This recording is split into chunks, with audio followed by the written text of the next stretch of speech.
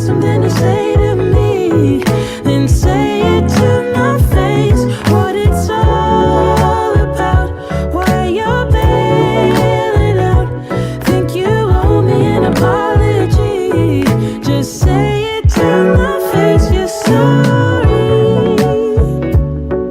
You're so sorry. You're so sorry.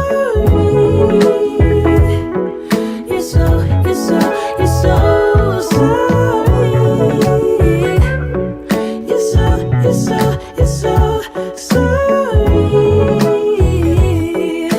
Say it to my face, you're sorry. And I quit my job for you, even quit some friends for you, 'cause you couldn't stand it, me all independent, so you had to have me for yourself. That was when I trusted you, when I could add up 2 and 2, when you promised we'd be together, you, me, forever. Now there's nothing left to lose. And though I understand it's hard sometimes to make up your mind in these trying times, yeah, I just can't accept you leaving me when I'm overseas with the heart so heavy. Think that I deserve the truth for once, not a guilty tone, 'cause you're not alone, yeah. You said you wanna come home, but I know you don't. So this time I won't hear it on the phone. If you got something to say to me, then say it to my face. What it's all about, why you're bailing out.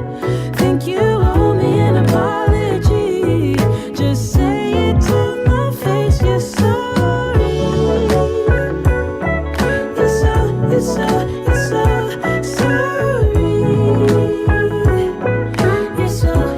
sorry. You're so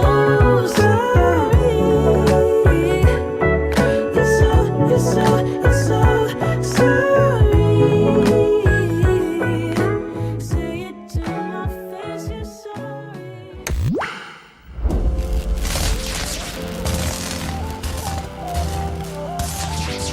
Join our membership program, sign up, find out what's going on, become a patron, and support our work. We're doing these amazing virtual live streams covering events, marches, protests, and actions that mainstream media just isn't covering. A lot of these very common sense policy interventions aren't given the space they need. You know, the truth is, before we have the political revolution, we need a media revolution. We really see this opening in the media space, with television transitioning to the internet in particular. Streaming platforms, Netflix, Hulu, etc., are the next frontier.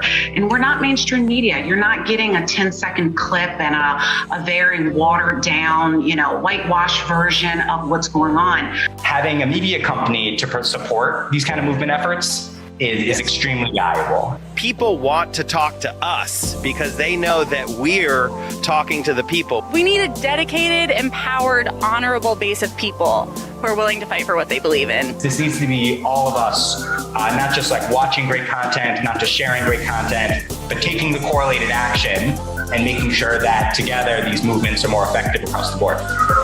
We are amplifying activist messages, activist movements, activist campaigns, activist call to action. There's no more important work to be done in this country right now, and ACT TV is doing it, and we need you to be a member. Go to ACT.tv and sign up to be a member today.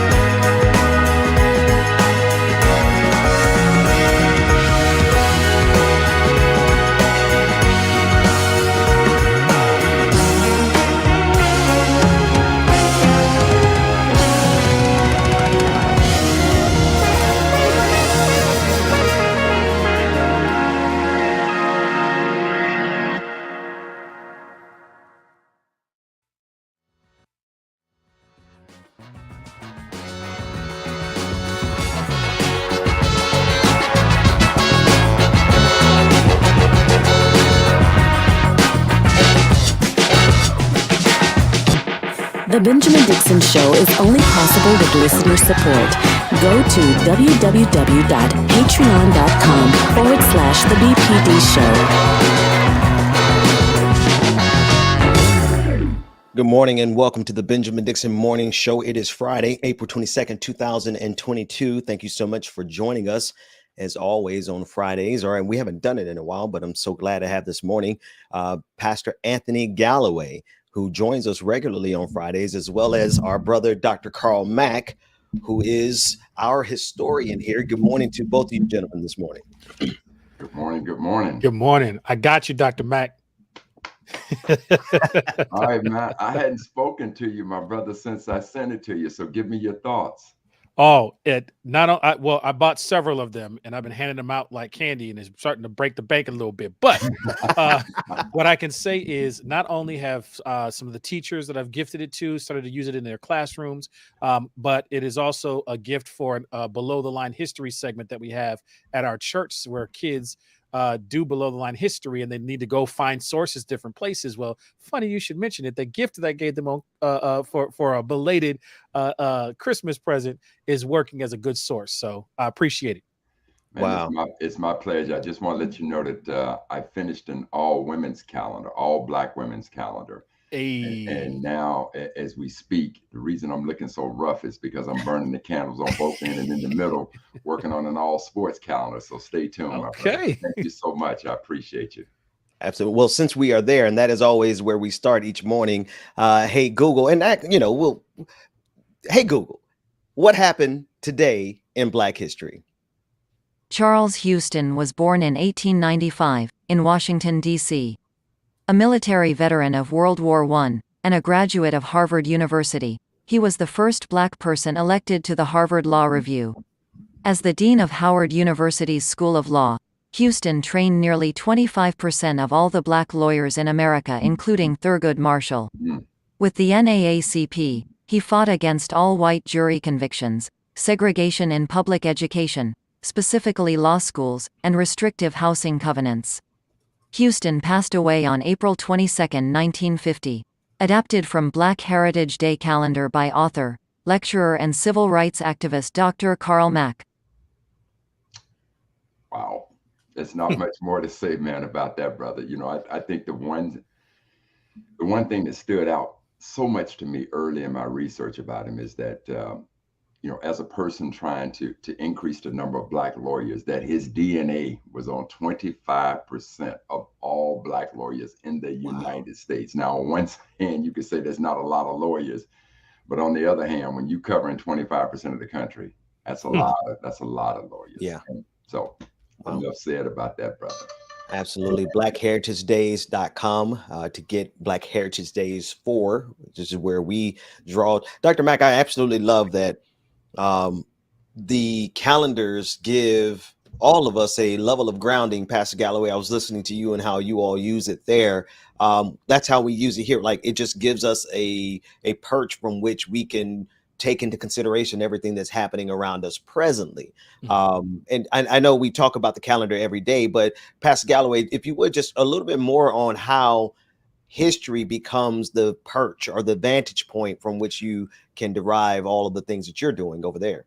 Well, one of the things that we encounter quite a bit is even for folks who are not folks of color, we have a serious gap in deep engagements of our historical context, and so we don't know why we got to where we are. Right. And so that important contextual grounding is essential to being able to see that. I mean, we've got, not only do we have, does it restore some identity to folks who don't see or don't get representations of how they made this country what it is. Yeah. It's a lot easier for me to then step back and just say that the country is happening to me if I don't see that I am part of the building blocks and can claim my space. That's one side.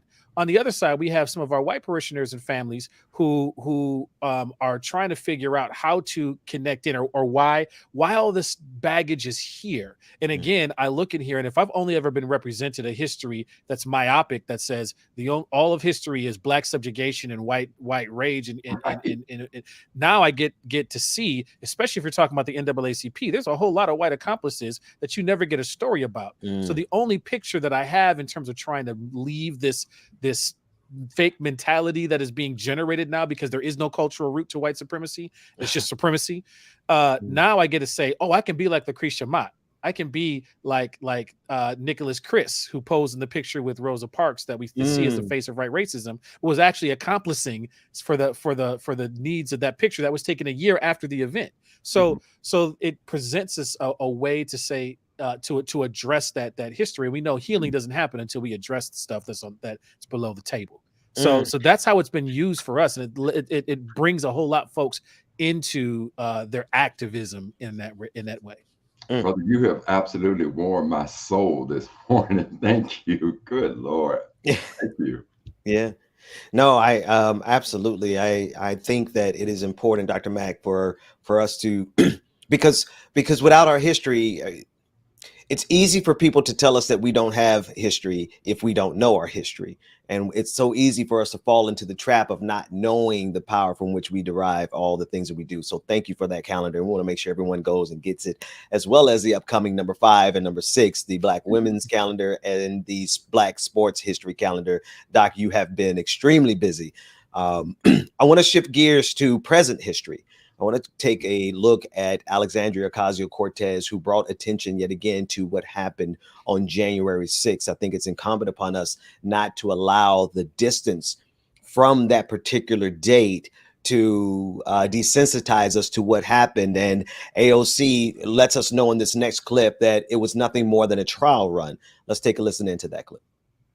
The House, this is no joke. January 6th was a trial run.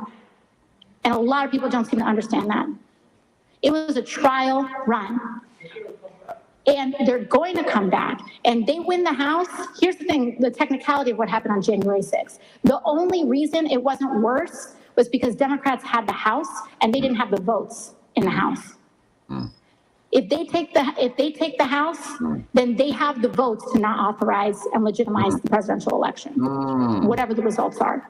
And so this is very serious. You know, Lord, I didn't think about that. That's the part right there. And that's what I hate this statement, because it is what I'm getting ready to say is a phrase that is always used by the Democratic Party and everyone else every time elections come around, that this might be the most important election coming up.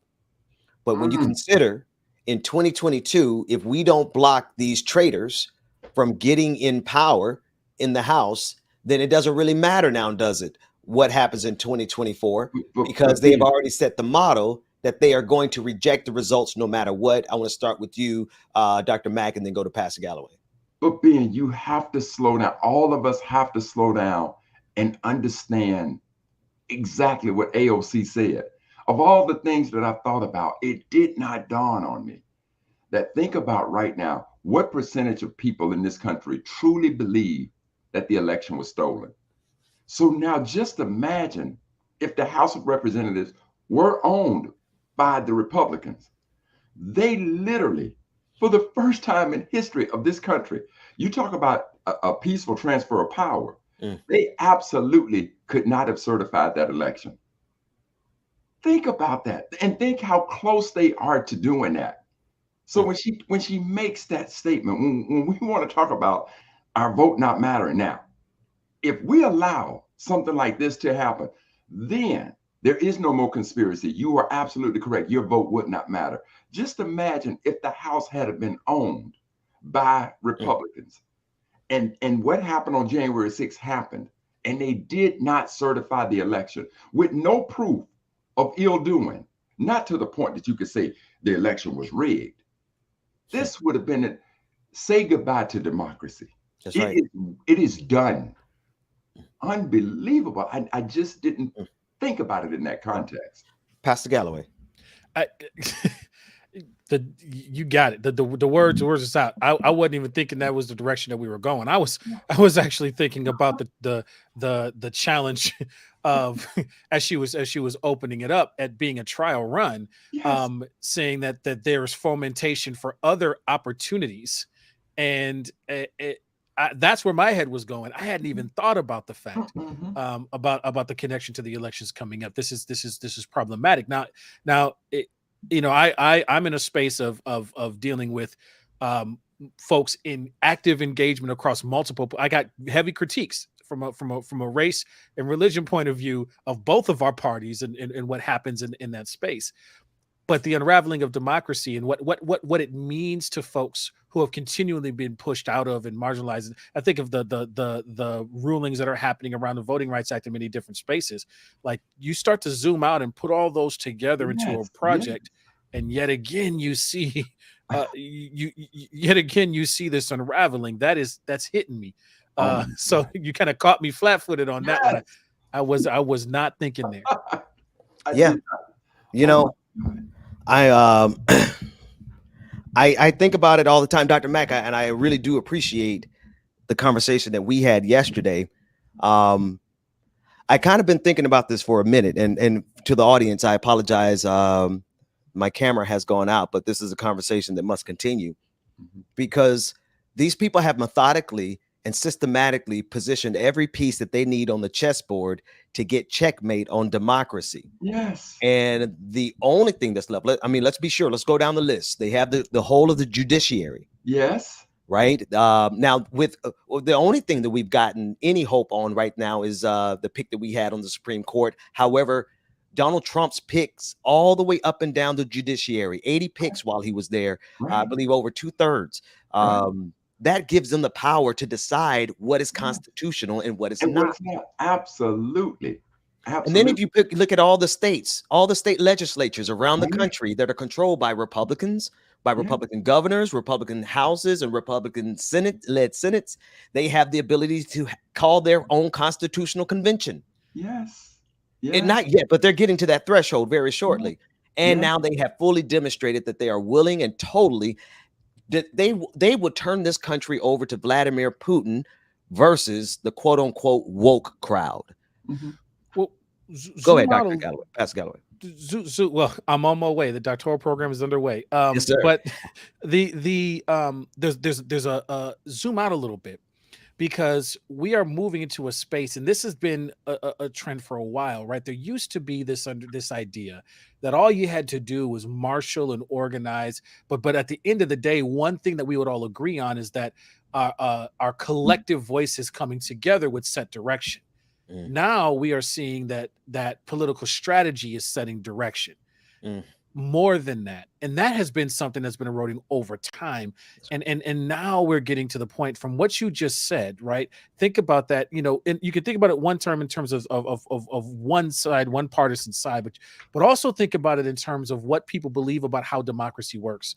I've got young folks coming to talk to me, and when we talk about putting all the votes together, and deciding something based on how we all come together and collectively, which, is a way. We've had indigenous and Afrocentric ways of doing things collectively and council-wise for many years that we can tap, but we seem to forget that philosophy, just like we figured all the philosophy that predates the European Enlightenment. But anyway, that's another that's another conversation.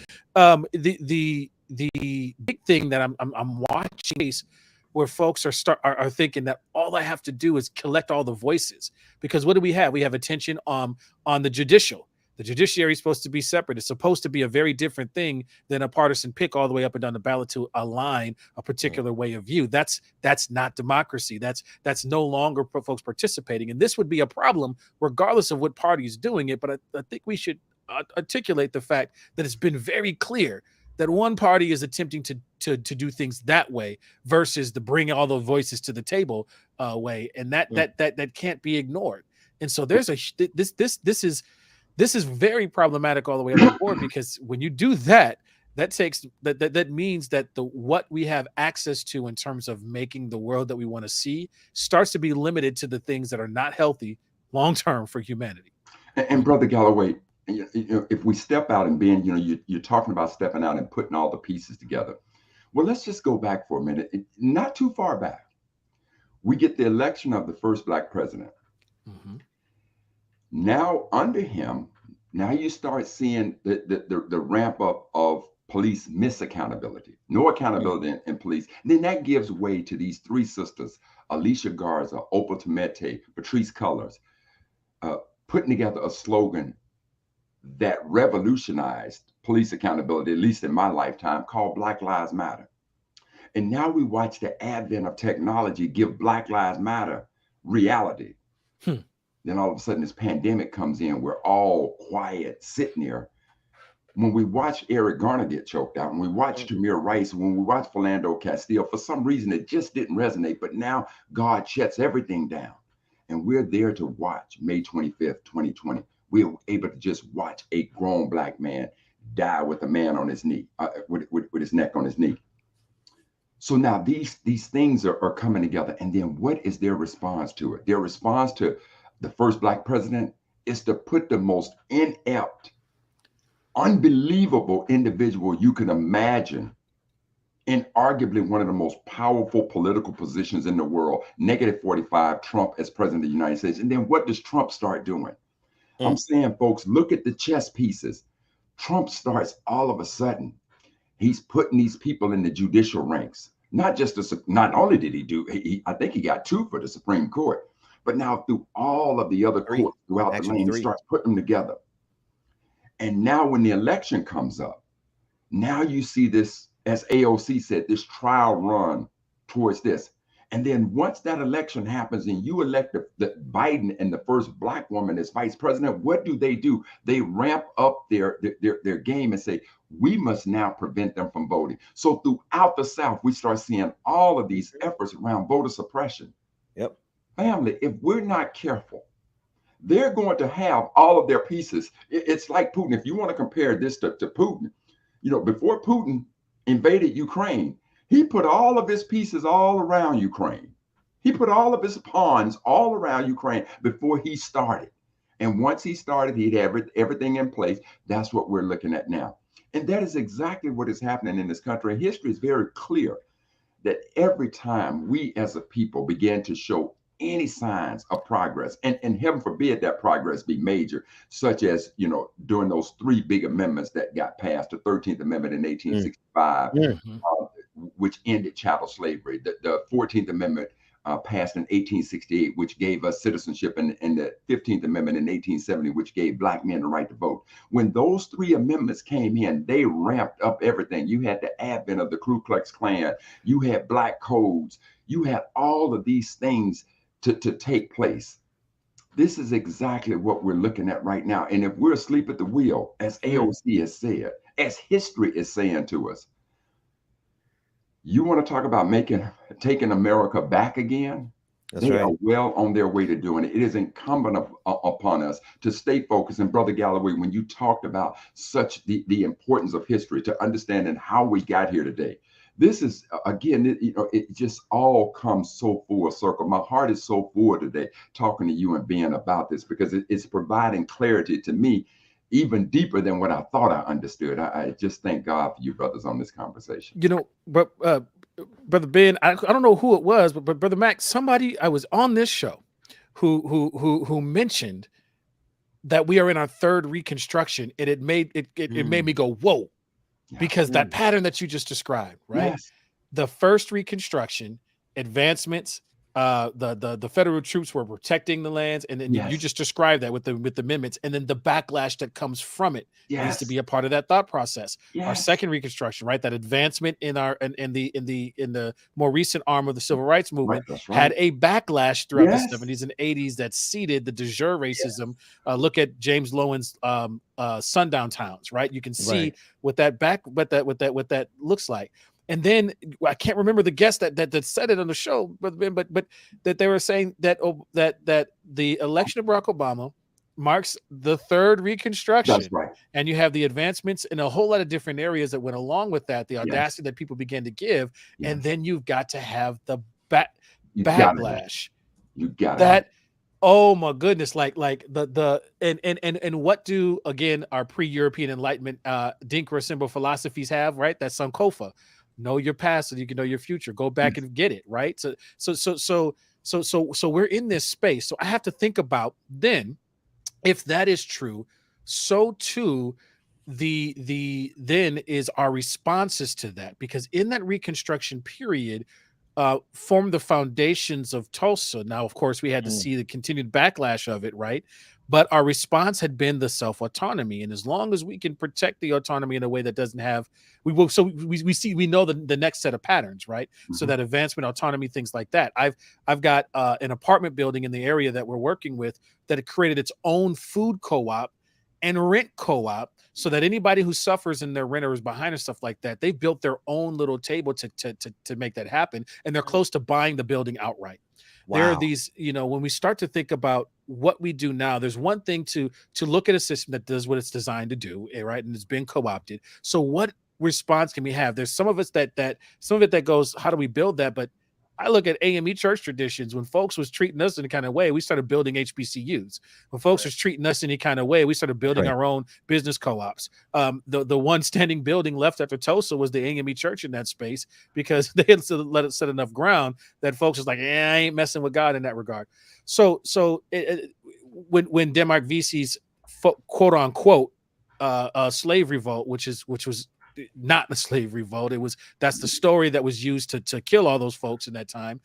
We were about building back that institution. So I think, waking up in that space, but also thinking about how do you build the institutions. And it's not my words.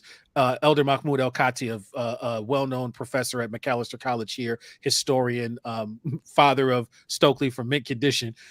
He's like our resident historian, and he talks about, one thing that weathers all of these changes that a society or system does to us, it is our institutions. And so that's got me right back into that space of going, all right. Can you run that last sentence? What weathers all the changes that we go through are our institutions. Did I hear you right?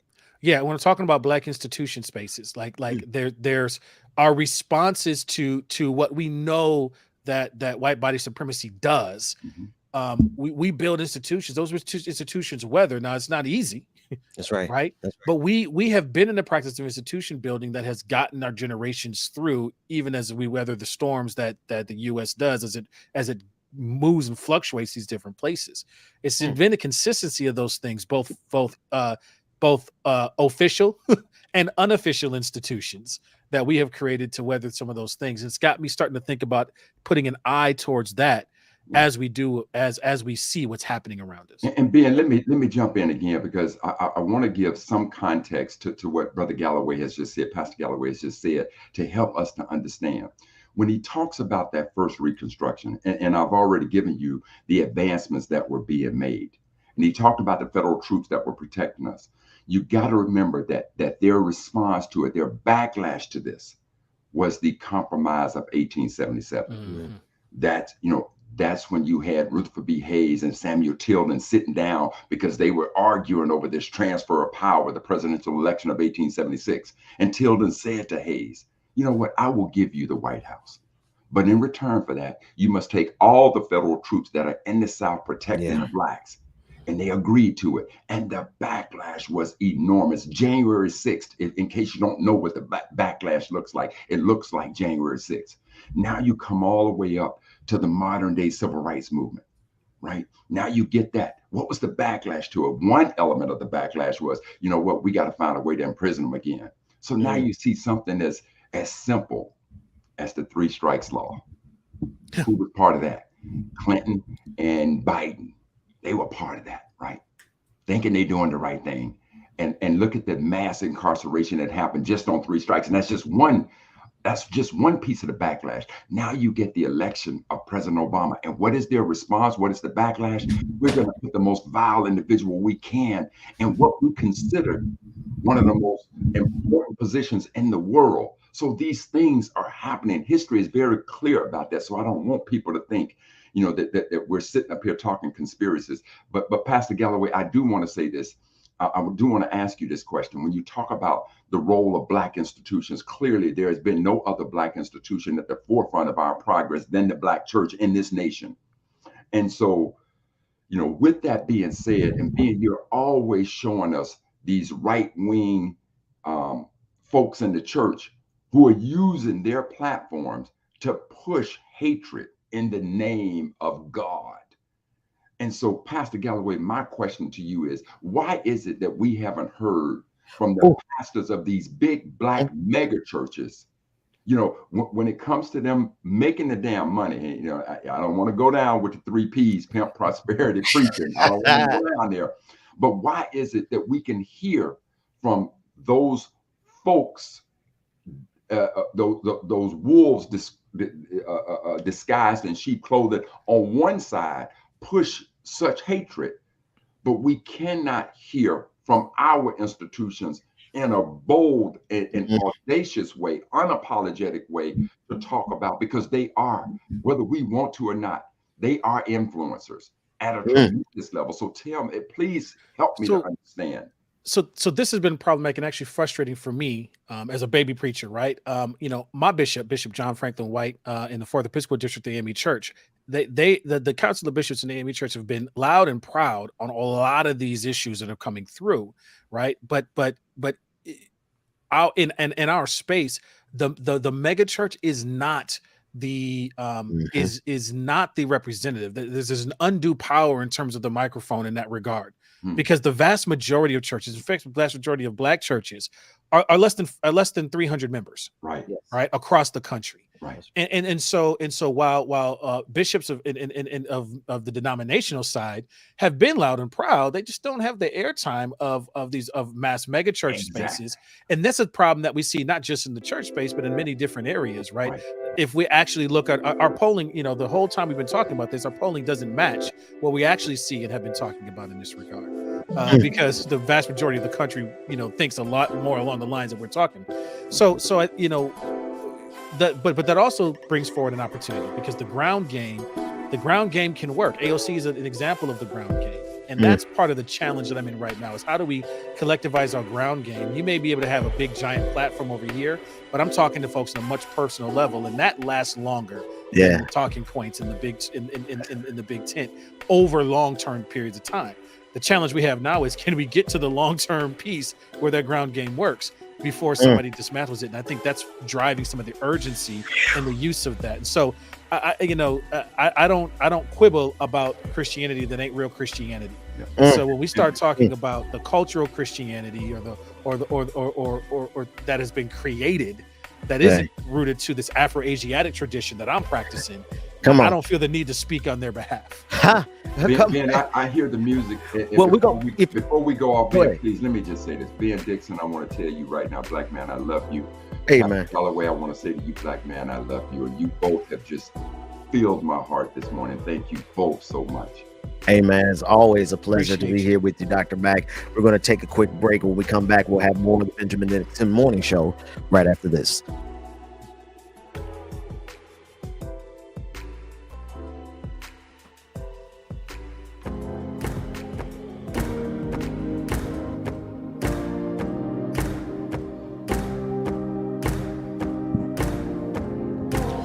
All right, good morning, everybody. Y'all know who it is. You know the voice. You know the sound. James Bubba Williams is in the building.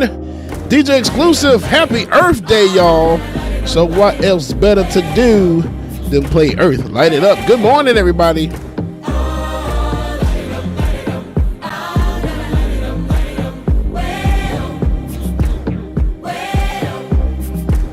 Good morning, good morning, good morning. Good to see all of you. Y'all come on in, get situated, get settled, get your coffee, your tea, whatever it is you need. Excuse me, to get your morning going.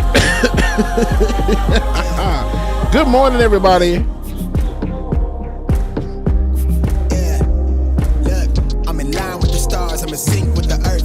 10 toes deep, flower child from the turf. I never switch sides, like even when I die, I'm a ride for the squad, light up tires in the hearse. I've been on the vibe, kind of hard to describe. I'm in between. Good morning, everybody in the chat room. Ism, Al Booga, Amber Layla, good morning. Shelby H, Bryce, Carly Wynn, Shay, good morning. Elizabeth Alonzo, Ryan Foreman, good morning. Roller Dragon, what's going on? Laura Estrada, good morning. Ear Hustler, good morning. Teresa, what's going on? KFZ, what's up, brother? Melanie Dennis, good morning. Snack Panther, Truth the Dragon. Mara Sharice, good morning. Esther Brochin, good morning, y'all. Tyler, good morning to you. One Singerful, good morning. Barbara Ebron, good morning. Jason, what's going on? Mary C, good morning.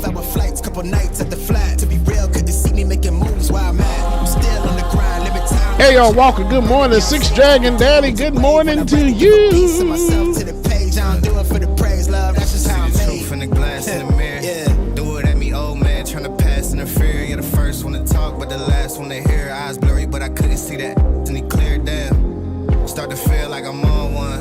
Kareem, good morning. Melody Dennis, T for real, good morning.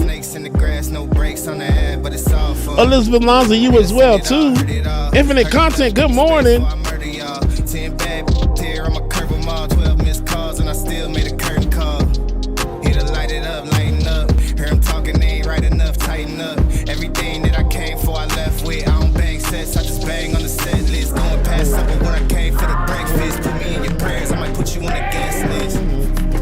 Tiger, good morning to you, brother Lateef. Jesse Camaro, good morning. I appreciate it. Maureen, good morning. Not tonight, Maureen, but next week, yes, if I'm not mistaken. Rachel Bannon, good morning. Alicia, good morning, sister. Love y'all, mean it. Just Hearts, good morning. Mary Smith, good morning to you. Big Peace, what's going on? Good morning. Shout out everybody on Twitch, man, and Twitter. I love y'all, mean it. See y'all as well, too. Good morning.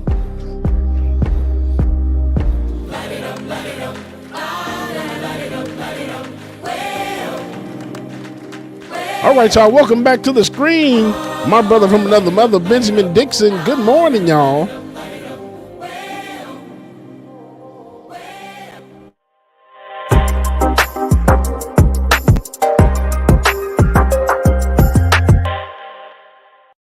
Morning show. We are on the clock. Georgia Ford is not with us, but we have Pastor Anthony Galloway and Dr. Carl Mack, as well as DJ Exclusive. Good morning, gentlemen.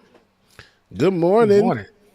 It is good to have all of you here with us. And in a moment, we're going to be joined by State Senator Fort from the state of Georgia, and we're going to be discussing with him the Economic Bill of Rights, the same Bill of Rights that we were talking about with Nina Turner and not pastor. I just, it's something you always make people doctors or pastors in the Black church world. Professor Harvey K. and Alan Minsky, they're making a move on encouraging and pushing this government to give us an economic bill of rights, ensuring a certain level of living, because in this country, it is very difficult to get ahead. As we were talking about everything we talked about in the last segment, it really made me think of the different ways that this system has of choking us out. And I want to just read a report from CNN. Renters are losing hope of owning houses as it hits housing prices hit record highs. CNN is reporting that the U.S. real estate market has stayed hot. Many renters are starting to doubt that they'll ever own a home of their own. According to a recent survey by the Federal Reserve Bank of New York, an average of just 43.3% of renters believe they'll own a home in their future. In 2021, 51.6% of renters were hopeful they'd own a home eventually. And in 2021, 51.6% rather of renters were hopeful that they own a home. And this is rooted now in the increased prices of home. We understand that the markets go up and down, Brother Mac, but there's something interesting happening now. I don't know if it's happening in your various sides of the country, but I can attest, and James, I know you can, for Atlanta. The market there is just out of control. Houses are selling within hours. People are overbidding by hundreds of thousands of dollars. Dr. Mack, I heard one house got over $100,000 more than what they were asking within 6 days of closing. So it's a very hot market. So it's good for some, but for the average person out here, it's becoming more and more difficult. And that's just one. I mean, there's a litany of ways where we are squeezed in this system. I want to ask all of you going across the room your thoughts about this but really in terms of everything else that's happening, because I think a key component in the the crumbling of our democracy is the level of desperation that a lot of Americans experience. Now, I'm not one, Pastor Galloway, because I heard you earlier say that you have a robust critique of both parties. So do I. I think everybody on this screen does. But there is a level of economic despair that is directly associated with policies that are campaigned upon and bragged upon, but yet there seems to be people who run headlong into it. Let me make it plain. How is it that a party that has made it clear that they don't want anything except for our economic despair still gets the votes of people who need the most help? Some of the poorest people in this country need the most help, Pastor Galloway, but they are still running into the hands of a party. They trade their bigotry in exchange for their economic despair. What are your thoughts on all of this? I'm sorry, we said it with the historical context. Let's keep it in the historical context. Right. Slavery did not work for the vast majority of whites in the poor whites in the South who did not own slaves. Right. And yet they were inculcated to vote against their very own interest. That's right. Bacon's Rebellion was another example. Bacon's Rebellion, That's everybody right. united together to revolt against what was happening to be another ruling class space where Bloody the vast Kansas. majority of wealth was being taken by a certain group of folks, and folks violently led by Bacon to take that back violently. And what did they do? They instituted policies that put white overseers over, to separate again against their own interest, because all it did is reprime that same pump. So this is not new, unfortunately, in the historical space, right? And we're talking about places where folks continue to vote in this way, and they see their own gaps continue to increase. We often talk about the black-white wealth gaps in urban context. What about the white gaps that are happening in some of our rural spaces that folks just don't seem to align, But I'm saying this from the space of the Democratic Farm Labor Party, ran rampant in Minnesota. We have a huge white farm labor, pro union space that is now eroding into this same thing, where those same values that were true and held in 1970 and 1988 in particular, when we had the plateau and the huge rising of some of these disparities, especially educationally, those same values that were touted there being worked against by the same folks who are even a part of those movements to the tune of the policy that you're talking about. So unfortunately, this historical pattern has been present for years. And to add just a little bit more to the historical perspective, Pastor, the thing that you're talking about is, in history is known as Bloody Kansas. And going back to what AOC said January 6th was a trial run. If you don't think America has had practice in trial runs, Bloody Kansas is an absolute perfect example of it. Because Bloody Kansas was a war, a civil war within the Kansas territory over free labor or free soil. So you had some folks who wanted to take the Kansas territory and bring slavery into it. Poor white folks understood that no, if you bring free labor into this, then that's going to hurt me. So this is going to be free soil. So they had a mini civil war from 1854 to 1861. Keep in mind, right after 1861, that's when you had right during that time, that's when you had the Civil War. That's when you had the real thing to take place. And then even if you go back and you listen to Dr. King was talking to poor white folks too.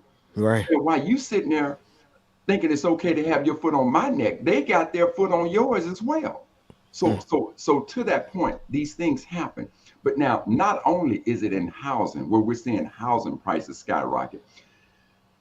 Gentlemen, I'm listening to some of my friends around the country to tell me about rent prices. That the folks who own these places where they're renting, they're jacking their prices up on. Some people are telling me that they're paying upwards of $3,000 for rent in a place that's half the size of my house. Yep, right. Dr. Mack, that's real. Yeah. And I'll say this. I wanted to jump in real quick before I jumped off to get my coffee. That dream of owning a house for me, like a lot of people are saying in the chat, I canceled that dream about 10 years ago. Honestly, truly, because at the end of the day, I don't make enough money according to anybody that does anything with houses. Don't make enough. And then with student loans and everything else, at one point my credit was good enough where I could have done it. Like when I owned a house originally with my ex-husband, everything was good and we owned it. But the thing was, because I had a judgment from my student loans on my credit, my name couldn't go on the deed at all. So at this point, I'm just like, I know my credit is shot to hell. That judgment is still on there. Yeah, I'm going to be renting for the rest of my life probably, unless I buy a house full out cash. And if you do get a house, DJ, it's got to go to some place where population is scarce, because everybody around. And when you talk about the dominoes being in effect, the same thing, Ben, when you talk about what happens economically to us as a people, and I'm not saying just black folks, I'm saying Americans across the board. Think about that from what DJ has just said about student loans. Student loans is an absolute crisis in this country. When you take a look at that. So now just imagine you take two people, and Tina Turner's song comes into mind. What's love got to do with it?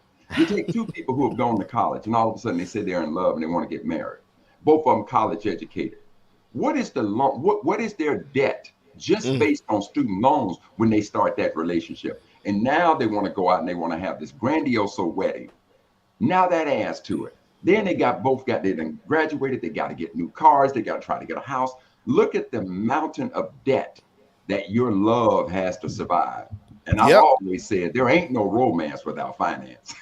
Dr. Mac just said a whole lot that is so doggone true. Just like if y'all would only knew everything that Dr. Mac said it's exactly what it is. It like for real. You lighten my pastor antennas up, because once you lay the things out, I think we this is in pursuit of a non-collectivist way of life. So when I think about when my wife and I moved in with my parents, right, and we stayed there and we collectivized our money, we collectivized our resource. If I get rid of this need to be distant in this big palace around me, and I moved back to a space, I was perfectly fine living in close quarters with folks. Right now, there's part of our life I had to do it with little resource, but I also have lived that experience with resource, and the amount of things that we were able to do, the amount of clearing of the mortgage line that they were able to do.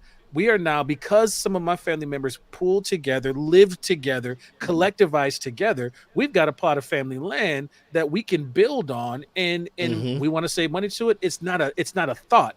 We come together, we live in there, we make it so that we can save them ducats, and now all of a sudden we're putting money not back into somebody else's hands, but I'm buying land from my uncle. I'm buying land from my grandmother. I'm so I think there's also an opportunity, going back to the institution building, for us to pull back into some of our collectivist approaches and thinking, and to start asking the question, how do I work outside? Not outside necessarily in the legal space, although I don't have a problem with some of that. Jesus was illegal too. But if according to man, he was shift right. He was challenging power. He was feeding 5,000 people and making them not pay taxes to Rome. That's a political statement. I'm fine with that. But if there's an opportunity here for us to rely on that ancestral that has gotten us through so many things, to start to think about how we do that in a different way. If we don't get compelled to, as what you were saying, Dr. Mack, if we don't get compelled to have to have this giant wedding. I have a friend who got married at a brew pub and said, everybody come and leave some dollars at the front door. Not only did they have a cheaper wedding, but folks came, had tossed some brews back. The officiating was great. They still had a Christian message, which I loved. It was awesome. And then they left with $5,000 in cash in hand. Yes. Right. So I think there's some opportunity here as we see that the systems that we've built around that have centered around greed and debt and borrowing and all that stuff don't work for us. Right. This is the time for some to reclaim some of our collectivist identity. And Pastor, even when you talk about events like that, like weddings, the same thing with children's birthdays. All of a sudden, now children's birthdays have to be this grandiose event. And I've tried to say to my friends, listen, I have I got two sons. One's 18, one's 15. From the moment that they were born, even before they were born. The woman that I said I wanted you to be the mother of I want you to be my baby mama, my ex-wife, right? We were married for 16.5 years, but she understood before we started procreation that the moment our children get a social security number, we will squirrel away every paycheck, we will squirrel away money. And so now, and I told her, I said, by the time our children turn 18, I need $180 some odd thousand in each one of them's college fund. And we just squirreled away because the law says this, the law of money, the Karl Marx law. If you ain't got a whole lot of money, you better hope you got a whole lot of time. Come on, and if you ain't got a whole lot of time, you damn sure better have a whole lot of money. So what I've said to my friends now, who, when they have children and they want to talk about, how do I save for their college fund? I said, well, first and foremost, when you have a birthday, tell your friends not to buy them toys and all that. Our children got more toys than you know what to do with. How about just dropping $10 into their 529 plans? Come on. There it is. Let those little things, let those little collective things. If you got 20 people coming to the wedding and everybody drops in $10 or $20, because Lord knows you're going to spend a lot more than that when you run and all the other places you do, renting these inflatable balloons outside your place, and you got camels and donkeys and everything. Come on, man. Let's get back to the simplicity of collectiveness and let that amount of money over time, because there's a relation. You want to talk about love. Romeo and Juliet ain't it. The greatest love affair is the relationship between time and money. All right. Speaking of time, that'll preach. Money. Right. Speaking of time and speaking of money, I want to bring into the conversation Georgia State Senator Vincent Fort. He is running for Congress in Georgia's 13th congressional district, and he's here to discuss campaigning, not only his campaign but your work on the 21st Century Economic Bill of Rights. You've been working with Professor Harvey Kaye and Alan Minsky. Senator Fort, thank you so much for joining us this morning. How are you? Good. I'm very well. Thank you. Thank you for having me. Pleasure's ours. We have the full house of gentlemen. They have Dr. Carl Mack, DJ Exclusive, and Pastor Anthony Galloway, all distinguished gentlemen from different parts of the country. And we're all engaged in a conversation that I think is pertinent to your work. We're talking about the struggle, the financial struggle. We're talking about people who have to live paycheck to paycheck and what it is that we can do innovatively on our own side in terms of collectivism, but in terms of policy. A lot of these things are 100% policy decisions. Tell us about your work as it pertains to the Economic Bill of Rights.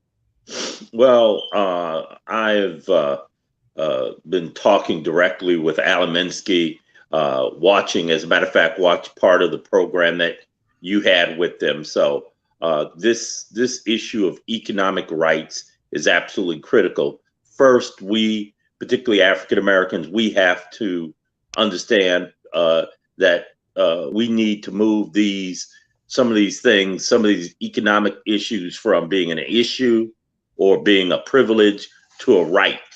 I believe that healthcare is a human right, and therefore, in my campaign, I'm talking probably more than anything else about healthcare. When COVID hit, the 13th district, which is outside of Atlanta, west and south of Atlanta, it was devastating. Some of the zip codes in my district were some of the most devastated in the state of Georgia by COVID. And guess what? Just a couple of weeks ago was announced that one of the hospitals in South Fulton, where the 13th district is in partially, it's closing down. A hospital closing down is probably the worst thing that can happen especially to a community. In that area, Absolutely. there's not enough hospitals as it is in that area. Absolutely. So you had that combination of a COVID pandemic plus a hospital closing down. And that's why I think it's time, more so now than ever, that we have guaranteed universal health care. No deductibles, no co-payments, but straight up guaranteed health care. We are the only industrialized country in the world without it. So these issues of economic rights that Roosevelt talked about 80 years ago, that we are starting to talk about in the rebirth of the progressive movement here in this country, is an absolutely critical conversation. Dr. Mack. No, I'm Senator, first of all, in the state of Georgia, obviously, and I just want to ask you about your campaign right now. Because of what happened in the state of Georgia being flipped like that, what are you seeing around voter suppression that you think would make your bid to represent us challenging? Yeah, I served in the Georgia State Senate for 21 years, beginning in 1997 to 2021. And voter suppression is not an advent just of 2020, 2021. When the Republicans took over the Georgia State Legislature in about 2002, 2003, and 4, I saw the Republicans start that wave of voter suppression in the early 2000s. As a matter of fact, I believe Georgia, if not Indiana, Georgia was the first state to pass voter ID laws in the early 2000s. And I remember the rock and roll fights we had on the floor of the state Senate, pushing back against that. What has happened in the last couple of years is that the Republicans have taken it to another level with their voter suppression, exact match on absentee ballots. Your signature has to match exactly as it appears in the records that they're using to compare absentee ballots. It's just a way to reject more and more people's absentee ballots, all the way over to things like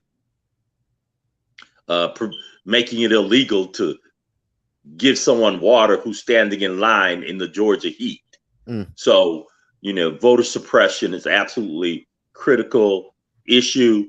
And I'll be honest with you, all of our economic rights, whether it be healthcare or jobs, whatever it is, are contingent upon our political rights, the ability to vote. So one of the things that, I'm going to I was going to say advocate for, but I'm going to fight for. My history in the Georgia legislature and in the community that I serve is as a activist, as a fighter. And one of the, along with universal health care, the issue of voter suppression is absolutely paramount because without our voting rights, we cannot implement our economic rights. Yeah, no, absolutely. Pastor Galloway, I want you to get in there. Yeah, I was. So I love this idea not this idea, but the shift in language to right. And I think that this is something that I'm in Minnesota, in particular the northern part of Minnesota. So this idea of a right to healthcare. You when you said economic rights, you named healthcare. It encompasses a lot. I'm curious, as you make this case, what all are you identifying as a right? I heard you say healthcare. I heard you say, in terms of employment, but housing seems like it would be in that space as well. All of these affect the economic life. So can you kind of, because I want to use that language because I think it's absolutely essential. In South Africa, where I studied for a while, one of the constitutional rights is the right to a house. Now they've had to fight for the quality of that house, absolutely, right? But there's not a question in that regard. As you've already put forward in many other industrialized parts of the world, healthcare is no longer questioned as something that you have a right or access to. And so I love that. Can you articulate all the things that you see that need to become a right in terms of economic bill? Absolutely. One is affordable housing, as you said. One issue that I've worked on, I'm a former college teacher, taught at Morehouse College as well as Morris Brown College for many years. I've walked in my first college classroom as a professor in 1982 when I was 26 years old. And so I believe that the right to higher education, not just K through 12. Mm-hmm. But higher education is a human right. Every young person, every person ought to be able to get as much education as their skills and talents allow. If you're smart enough and ambitious enough, we should not say that the only education you get is through 12th grade. One of the elements of the Build Back Better plan was free 2-year college or training. During my time in the legislature, I fought for money for two-year schools in the city of Atlanta, Atlanta Technical College and Atlanta Metropolitan College, funneled $45 million into those two schools to build buildings so they could offer better programs, better certificates, whether it be radiology certificate or a dental assistant certificate. So that's been a focus of my career. We really, New Mexico is advancing on this issue, by the way. They have passed free public college. And that's something that I think ought to be a right. When the Build Back Better plan did not go forward, that issue of free 2-year college really bothered me that part did not pass. But Senator, let me jump in and ask this question when it comes to just education, just because all of these are just huge efforts, right? And so one of the things, having sat on a board of trustees of a college, one of the things I've come to electrical understand, work, carpentry, etc. So I don't want this to be a narrow thing that you can only get a quote unquote liberal arts degree. We need to educate our young people, particularly children of color. So we need to establish that right to a higher education in our country. And then finally is the environment. The environment. I'm supportive of the Green New Deal, but I connected to this issue of jobs and job training, saying that particularly children of color need to be trained to deal with the issue of our environment, to retrofit residential as well as commercial properties for to deal with the environmental effects of climate change. Right. And Senator, I'm not sure if you all can hear me now. Yes, we got you now. So Senator, if I just go back and just focus on education for a minute, because all of these issues are just absolutely huge issues, right? And so if the problem, the challenge that I see, and having sat on a board of, I'm not hearing y'all. Okay. Well, we lost. You know what, Dr. Mack? Let's hold it here.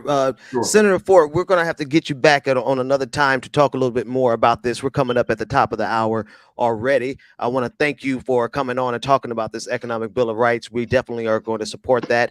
I also want to thank Pastor Anthony Galloway of St. Mark AME in Duluth, Minnesota. Thank you always, brother, for coming. And then Dr. Carl Mack. Thank you so much for taking your time this morning to come out. Gentlemen, thank you so much for all that you do. We're going to go to a quick break. And when we come back, like it or not, it's getting ready to go down. We'll be back right after this.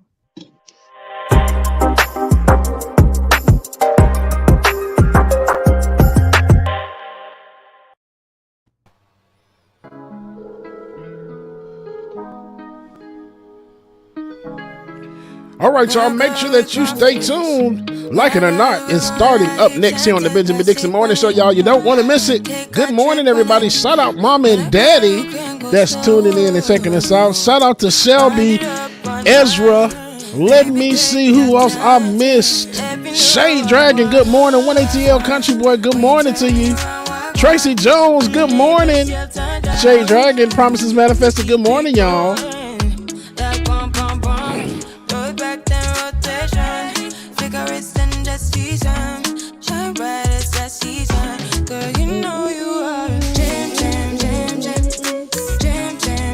Shay, good morning to you.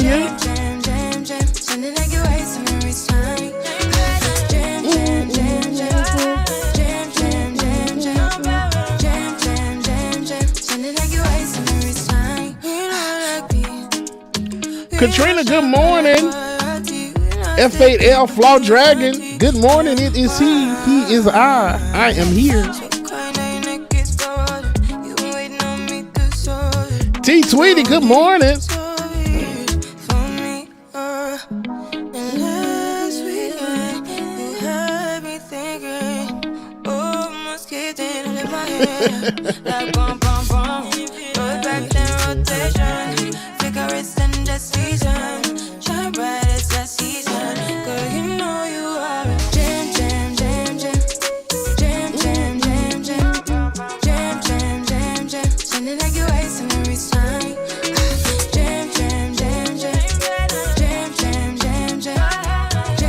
Good morning, Miss Sophia. Good morning. Adam Ward. Good morning. It has been a minute. Good to see you.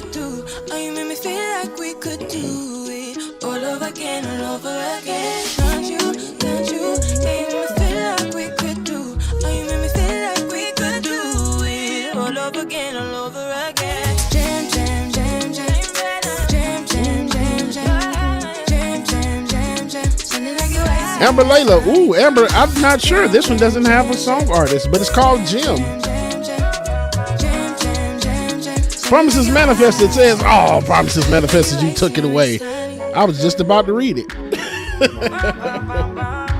Happy Friday to you, Tracy, as well, too. Happy Earth Day, everybody. You know, my friend keeps saying, cheer up, mate. It could be worse. You could be stuck underground in a hole full of water. I know he means well. Good morning, y'all. Y'all make sure y'all stay tuned. Like it or not, it's going down here on the Benjamin Dixon Morning Show. Make sure, if you have not already, patreon.com/like it or not, patreon.com/the BPD show. Make sure that you join, man. Hey, I think we're going to try to do a karaoke party next week. That's what I'm really leaning into. So in order to make it work right, we need y'all's cooperation to get some stuff situated, because that means sharing you guys' screen in Zoom. So I'm going to put together an FAQ. We're going to get it sent out so y'all will be ready. Y'all get y'all singing voices ready, and we get some karaoke going on. Y'all know I like to sing. Be singing all day and all night. I ran around Lake Tahoe, not once, don't stop, no, cause I'm a brand new model, with a brand new model. Yeah, I called up Carlos, said I won't be calling, instead of my old tempo, it wouldn't make much sense, so, yeah, ask me how it feels, I said Box Avoided, I kind of like that name. Box Avoided, good morning to you, peace from Brooklyn. Shout out Brooklyn in the building. BK, okay. What about your heart? Does it beat too hard? My love.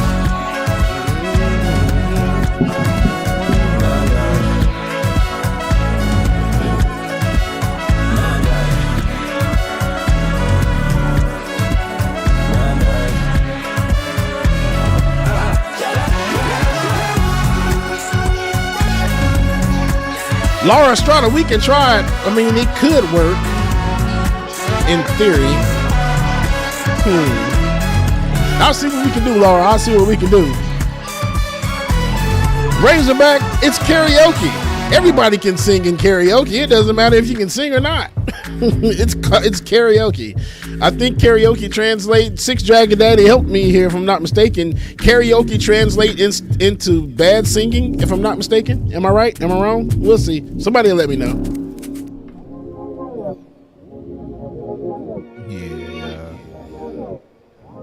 Y'all know what time it is. Good morning, y'all. All right, y'all. Y'all know what time it is. It's time for Like It or Not, y'all. Snack Panther, I can get stage right. Tone, thank you, Box Avoided. I knew somebody was going to get it for me. Karaoke in Japanese means tone deaf. That's exactly what it means.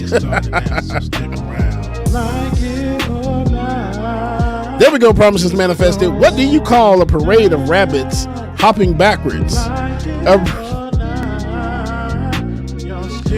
A receding hairline. Promises manifested. I can't stand you. Right, F8L Flaw Dragon. If Rudy Giuliani, excuse me, can get his punk ass on the Masked Singer and sing, then all our asses can get in Zoom and sing together, okay?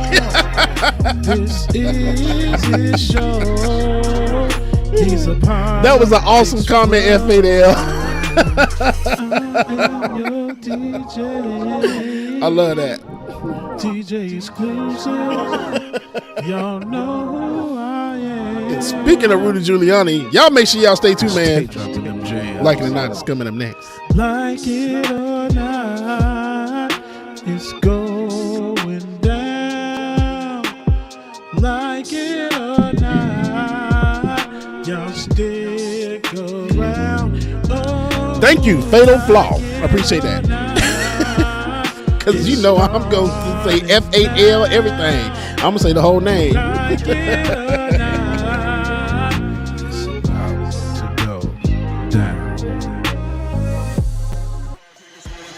Like It or Not with Benjamin Dixon starts now.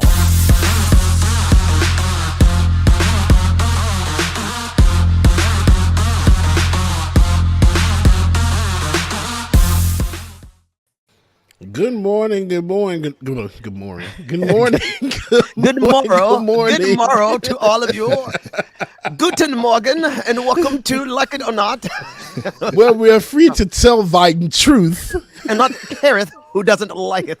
It is Friday, Earth Day, and we are here with none other than Delicious.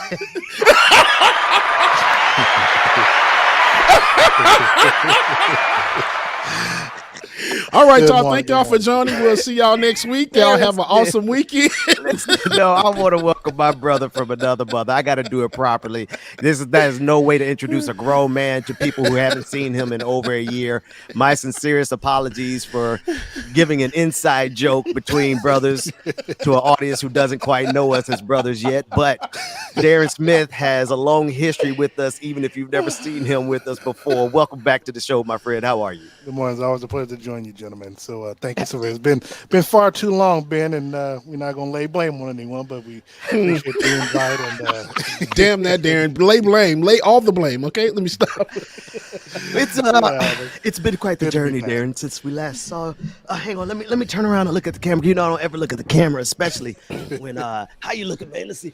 Brother, you looking good over there, man. You on that Kanye workout plan, man? He got the broadcast headset on and everything. I'm like, damn, I want one of those. Got the diamond cross on and ESP.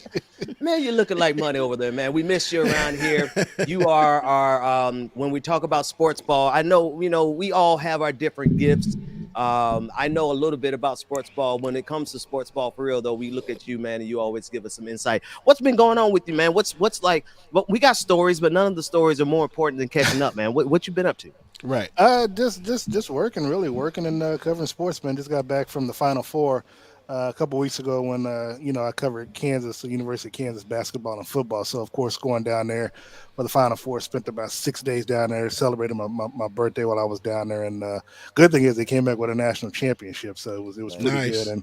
And now of course we're in the midst of baseball and soccer. So had the Royals game yesterday. Sporting Kansas City, soccer this Saturday night. I've got the press conference today with Brett Veach, the Chiefs general manager, pre-draft press conference that we're meeting with him today at around 11:30 locally. So I'll be headed over to Arrowhead around that time to do that. I was scheduled to go to the draft next week, but with the NFL releasing their schedule as it relates to the season coming up next week, I got to say some of my duck, because I generally pay for this stuff up front so I can not pay taxes when it all boils down to give a refund. So I decided not to go to Vegas because I got a feeling that the Chiefs are going to be traveling to Germany, that they're going to announce on May 4th to play the Tampa Bay Buccaneers. Oh, wow. So I need my Douglas to make sure I got, Man, well, James, Darren, I'll go in your place. Just let me know. Just send me credentials and I go in your place. If you want to go, I gotta add this last name for this credential. So if you want to go, I just I need to know. We'll talk bit. Yeah, okay. I love it. I love it, man. I was just gonna say, man, I love that everybody in our orbit got this like this little bit of grit. We all got this level of professionalism, right? We definitely can present ourselves as professionals, but if you talk to us long enough, you realize all of us got a lot of street in us too. Just a little bit of hustle, a little street, a little bit of everything. But that ain't going exactly. nowhere. Okay. I'm not hood. I'm hood. I grew up hood adjacent, is what I like to tell the people. Let's talk about James. You talked about the Masked Singer. Now, Rudy Giuliani was on the Masked Singer, and the actor. What's the actor's name from? Did You Die? Kenyon, yeah. Yeah, he walked out like, and I think a lot of people have seen it's gone viral. It's a really short clip, but I think that's the only appropriate reaction. Let's take a look at this clip from Masked Singer as he walks completely out when he realized who's been singing behind the mask the entire time. On the day I was born, the nurses all gathered around, and they gazed in wide wonder. She could tell them right away that I was bad to the bone. Bad to the bone. Former mayor of New York City. Is that Robert Duvall? No, that's Robert Duvall. Rudy Giuliani! No way! It's only like 3 people clapping in the audience. 1,000 hearts before I met you. And I'm done. Break 1,000 more, baby, before I am through. The main reason is I just had a granddaughter, Grace, and I want her to know that you should try everything, even things that are completely unlike you and unlikely. And I couldn't think of anything more unlike me and unlikely than this. I've got words, but Darren, you're on deck. What are your thoughts? Well, first of all, I mean, I'm not even sure why the producers thought this was a good idea, and especially with the words that he said afterwards when Nick Cannon was interviewing him. It's like it doesn't even match your actions over the last few years. So you want, let's just say, it shows a sense of heightened arrogancy that that he would go and say this, knowing the words and the deeds that he's done over the past 4 or 5 years. And you imagine now this statement took place back in February. So not only Ken Young, but also Robin Thicke walked out. They just didn't show Robin Thicke walking out. But this is the height of arrogance. And I could say it's so much more, but yeah, I love all absolutely. It's really one of those things where this is where Fox News meets Fox regular cable network. So whoever it was over there that decided that this was a good idea, they just need their ass whooped. Because and not only that, I mean the Masked Singer, if I'm correct, usually features people who can actually sing. Come on, man. So I don't know if it was a thing where he called in a favor. Hey, I like, but again, to me is why would you even tie him into a knowing he can't sing? I know he used to do some opera stuff or some stuff on Broadway, being dressed in drag and stuff like that, but that doesn't mean he can sing. And this is for so it is what it is. This is the rehabilitation of of monsters. Go ahead, James. I was about to say that David just said it in the chat. Sarah Palin was on here once, but Sarah Palin people can tolerate. At least, people were amused by her ball. The funny skits they did on SNL. Exactly. Door to door. What was the brother's name from Michigan State? That Glenn Rice. I mean, he tolerated her too. So I mean, right. So I'm just saying. Oh man, this is the rehabilitation. Remember they had Sean Spicer.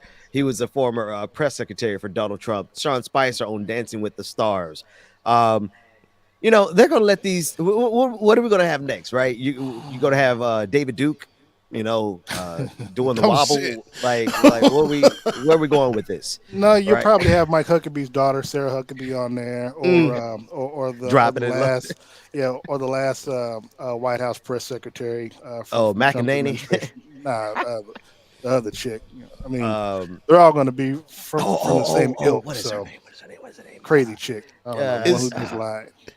It's an election cycle coming around, right? So maybe that's probably got something to do with it. I mean, Giuliani ain't gonna get shit, but let's put Giuliani on the TV and see what happens and see if we can get our ratings. What the man? It's rehabilitation of criminals. They're like these people should be in jail, but yet they're on Dancing with the Stars and Masked Singer and all that stuff, man. So it's and I'll be honest. For real, the worst thing about it is that it still shows that there's two different classes, two different rules for people. Because for you to be able to do the BS that you did, especially during the whole insurrection stuff like that, and then you're on the Masked Singer, you get an opportunity and you try to rehabilitate yourself and talk about your granddaughter. I mean, that's the type of stuff that really that if you're middle America or just any American seeing that, and then of course. If you all wanted to ask me my thoughts on Kevin McCarthy, I mean, it just shows, the height of hypocrisy when it comes to Republicans. But not all Republicans are like that. But if you're like that, you're probably a Republican. Bro. Darren, I forgot Darren was coming with whole clips, man, loaded clips, like just like bang, just don't stop. All right, here we go. We got another story. This one is actually. I like this. Well, anyway, you'll see why I like it. Jay-Z and Yo Gotti blow the whistle on prisons. The Justice Department finds unsafe conditions at a Mississippi prison. No kidding. The Justice Department concluded Wednesday that the Mississippi State Penitentiary, also known as Parchman, has violated a number of constitutional rights granted to those incarcerated at the prison. Kristen Clark, Assistant Attorney General of the Civil Rights Division, said, quote, "The Constitution guarantees that all people incarcerated in jails and prisons are treated humanely, that reasonable measures are taken to keep them safe, and that they receive necessary mental health care, treatment, and services to address their needs." She went on to say, "Our investigations uncovered evidence of systematic violations that have generated a violent and unsafe environment for people incarcerated at Parchman. We are committed to taking action that will ensure the safety of all people held at Parchman and other state prison facilities." The investigation was launched in February of 2020 after Jay-Z, Yo Gotti, and Rock Nation's Social Justice Division, Team Rock, obtained legal representation for over 200 individuals incarcerated at Parchman and filed several lawsuits over alleged inhumane conditions at the prison. I like the story simply because, these prisons get billions of dollars. Billions of dollars go to private contractors who service these prisons. And these are literal hellscapes. We're at the bottom of the empire of this big, massive behemoth, the United States of America. They're grinding our kids and our boys and our men into pulp in places like Rikers, but particularly this one is focused on the long-term conditions in the state of Mississippi. Darren, I know this is not news to anybody, because anybody who has had any proximity to the prison system, even if it's just anything, it is the absolute worst conditions, and it is always inhumane. Well, it's always inhumane, and let's remember why these prisons are built. They're built to put us behind bars. Yep. And the people who are, like you talk about the private, the prison industry. Yeah. I mean, the people who are getting that money don't look like us. So I mean, so it's a recurring, unending cycle, and the fact that it took what Jay-Z and others did for the Justice Department to tell us that the sky is blue. Come on. Right. I mean, Go ahead, brother Darren. Go ahead. A lot of this stuff. A lot of stuff for me is not surprising. It's telling me the water's wet, and and the stove fire is hot. I mean, there's little things like that. Okay, great. Saying you put it out on paper, and you put the stuff out there. But what are you going to do about it? I mean, because and it's not like you haven't known this for years, but it's because, and thankfully, someone of high profile status such as Jay-Z called attention to it. Because you can do this for probably any prison in the 50 states of the United States and find the same stuff going on. Absolutely. And then y'all don't don't forget, pay attention to how long this investigation took. This was February in 2020 when this started.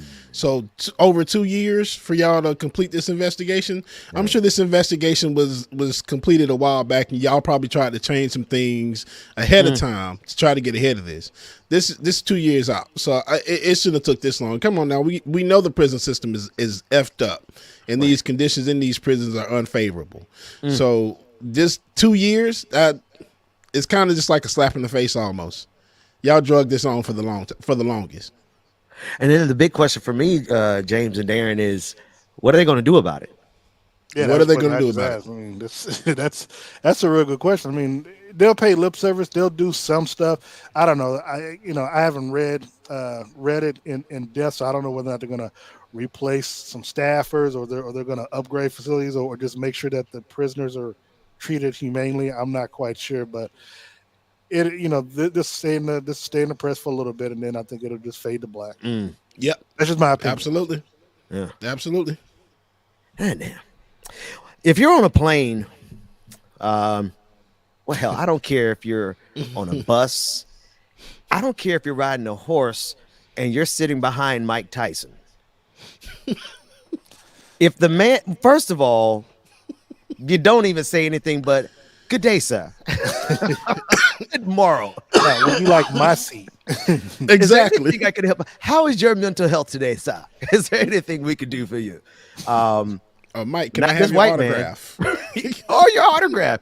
Or can you show me, how you bob and weave? He has a unique style of how he bobs and weaves. And, I've seen people try it in real life and they get their head knocked off. So I would like him to, I'll ask him that. But what I'm not going to do, gentlemen, is do something to get my head bust split by the now peaceful Mike Tyson.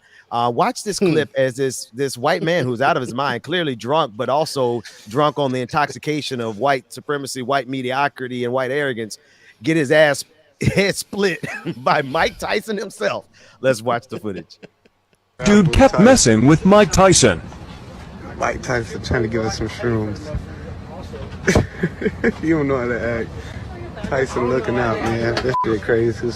He should have never gave you his money.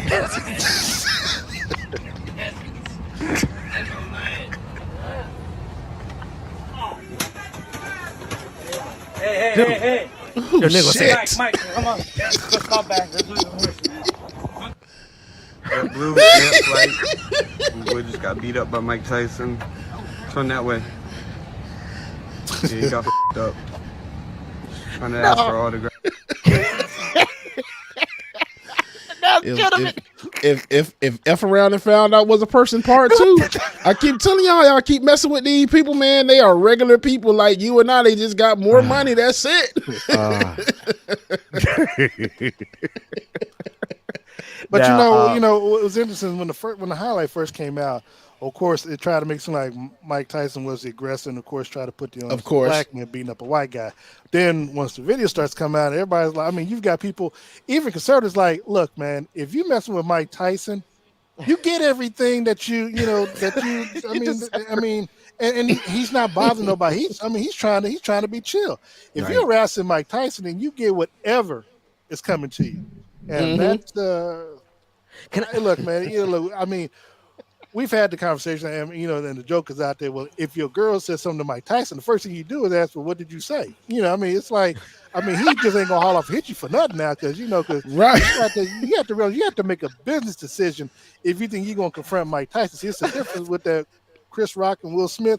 He'll go slap Will Smith. He'll go smack Chris Rock. Right. Mike Tyson make that joke. You're thinking about, the next movie coming up and whether or not the check gonna clear. He's thinking about whether or not his cheek or his jawbone gonna recover. Mess up my pretty face or not? No, I'm okay. Yeah. Man, listen. For whatever Mike Tyson was, I can tell you what I see this brother as now is a zen ass dude. This dude has found a way to find some peace in the middle of his own storms. And let me tell you, just as a person who actually knows how to go and find my own zen, the last thing you want to do is to make someone have to angrily get out of their zen space, because they're doing it as quickly as they can so that they can get back to their zen. Do you see how quickly he resolved that issue once he decided to lay hands on that man? What was it, like an 8-piece snack? Pop, pop, pop, pop, pop, pop, pop, pop, and then it was over. Well, see, the beautiful thing is that, you know, because you always try to talk about bring somebody out of, or get them out of character. Well, that is his character, because that's what he does. So there was footage going around, you know, where he was doing some stuff at the age of 15. Now, if that man's moving like that at 15 and he's still moving like that at 55, life should kind of, I mean, you know, again, man, you know, sometimes. What kind of dumb you got to be in? What drugs was he doing? I believe it was shrooms, and the thing is, he said something about shrooms too. He gave him some, you know, to kind of calm him down. But you know, shrooms will have you in the corner doing, you know, looking at the space between the walls before it had you going after Mike Tyson. This was bad. You're right. Like Mike was trying to get a man in shrooms to calm your ass down. Like, first of all, I'm good, Mike, but this one is coming from Mike Tyson. I'm like, I'm honored. I'm just gonna take it. I'm not gonna take it, but I'll take it. But I'm not gonna take it.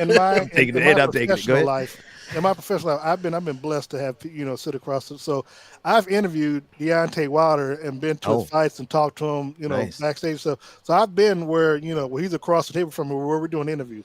Now, my mama didn't raise no punk. She didn't raise no beat. But even I know that my fight skills is up to that, and I've seen what he's done to people.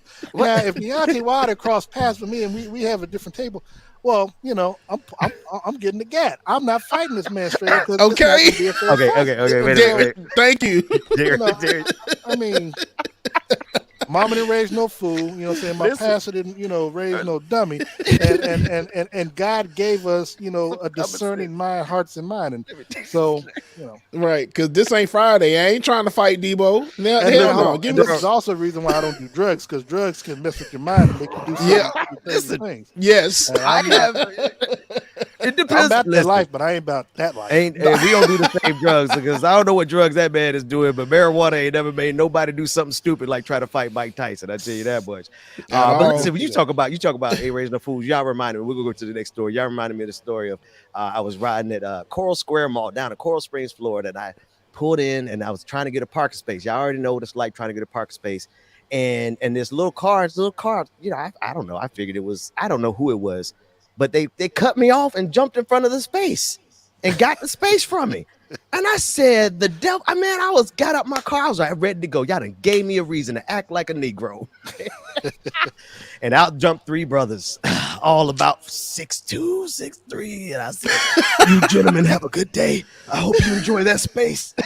And I went on about my business to the other end of the mall. But Mom ain't raised no fool. I ain't no coward, but I know how to hold them and fold them. Let's go to the next story. Right, Ben. Now, had it been a Karen, I don't know. I ain't gonna fight nobody over space, but I think I would have said a little bit more. But you know when to keep your mouth shut. But all right, let's take a look at this black pilot. We're going into some black joy now. This black pilot graces the skies. This is one of our viewers' cousins starts. Is it one of our viewers?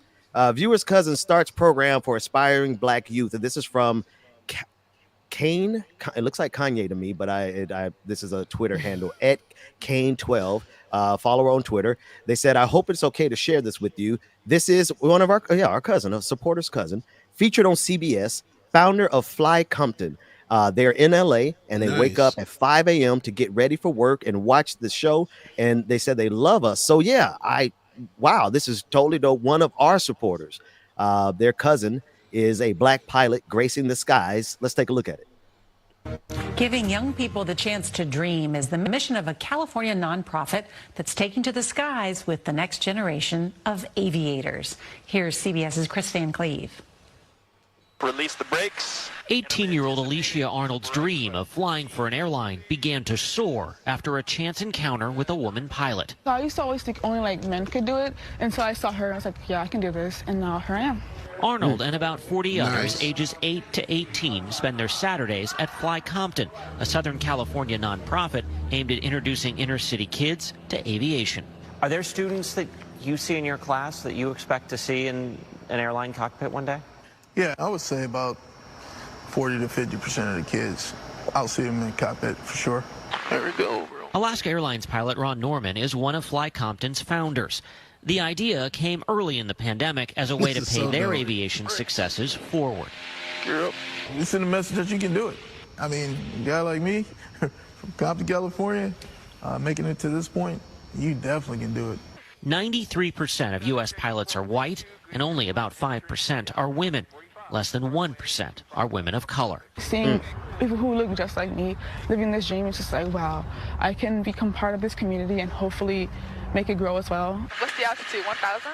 Soaring to new heights and proving the sky is her only limit. Oh, yeah, I see it. Chris Van Cleve, CBS News, Compton. Oh, you know what? That's amazing. That felt. I like that. I like that. David, did you pick that? Who picked that?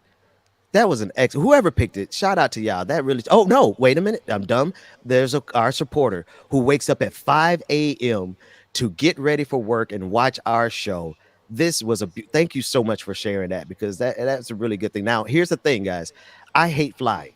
So I have a lot of admiration for people who are brave enough to actually get in a plane in the first place, but then to try to fly one. Man, shout out to all of them over there in Compton. That's a great look. Yeah, it is. Yeah, it really is. You know, especially because it's good seeing our black brothers and sisters up there in the cockpit. In the friendly skies. In the friendly skies. While you Y'all got seen Soul these, Plane? well, we got our white counterparts here in Georgia crashing planes intentionally just to jump out of the plane with a parachute on. What? Just for likes and views. Yeah. What? It's real. Yeah, it happened. What's wrong with people? All right. A couple other. We got a quick rundown of clips here. And I know before you go there, Ben, I know brother Darren got to get out of here. So Darren, before you get out, man, share your thoughts and get on out of here, man. Well, first of all, I mean, hopefully you all will have me back again. I do miss the people. I do miss the the live chats and stuff. And for Roller Dragon, I do want to say, whatever happened in Florida with that's just dealing with that place down there, with Disney. It's got nothing to do with me. So, I mean, it's always good talking sports and politics and entertainment with you all, and hopefully we can do this again real soon. Man, anytime, man. We'd love to have you back. We're good to have you back on the screen, brother. Have a great rest of your day. All right, you all do the same. Thank you so much. Thank you, sir. Oh, James. All right, brother Ben, what we got left, sir? Let's run it down. Let's run it down here. Let me pull up my list back. I mean, David, you ain't got a one-shot. You can bring Ben's avatar on the screen. Damn. Yeah, it's golly, man. It's a little creepy, but it works. It big works. Ass black lips on the screen, man. Shit, my lips too big. They black as hell. All right. And the light is natural today, so it's really popping. It's just like, see all the natural colors and everything. And when you zoom in, it's just like, hey, what's up? No, it's okay. James, we got no sense whatsoever. And at the end of the day, bro, I gotta tell you, man. Listen, you got to hit the streets with us. Next time I'm in Atlanta, you saw me in that video where I was looking get some goddamn barbecue. Yeah, I was over there at Bussin' Barbecue, and man, we had so much fun over there. I swear to God, people I met, and like 5 minutes later, after meeting them, we in the liquor store that was in front. They were barbecuing in front of the liquor store. We in the liquor store on the floor laughing. Just because we were just roasting each other. I don't know how this happened, James, but people I just met maybe 30 minutes before, I mean, we had some barbecue and we had some, I greet each other with anyway, the point is we went in there and we just had a level of brotherhood and laughter that is just something that is cathartic, man. Like everybody. And I brought that up to say, whenever people leave you and me on this show by ourselves, it doesn't matter what we talk about. We're going to end up laughing at some shenanigans that should not be laughed about on the air. It just doesn't matter. Yeah, they should never leave us alone. And I mean, I don't know why they have not picked up on known this yet or picked up on this shit yet. But I mean, hey, if this is what y'all do, this is what y'all get. This is what I want the show to be in the last 30 minutes. Leave me and James. It's cool. Because the best thing about me and Ben, we gonna end at 10 o'clock, maybe 9:45, and we gonna be good. We gonna get through all the goddamn stories and everything. We're gonna laugh about everything, but we're gonna get through everything, and we're gonna give y'all about 10 minutes back in the rest of your day because we like to feel like we're professional. You know how you sign those emails. Okay, guys, on the end of the conference call. Okay, guys, we're gonna give you 10 minutes back in your day. Right. Hate that shit though. All right, guys, we're gonna give you 10 minutes back on your time today. So if nobody else has anything, and I hate it when it's always that one heifer.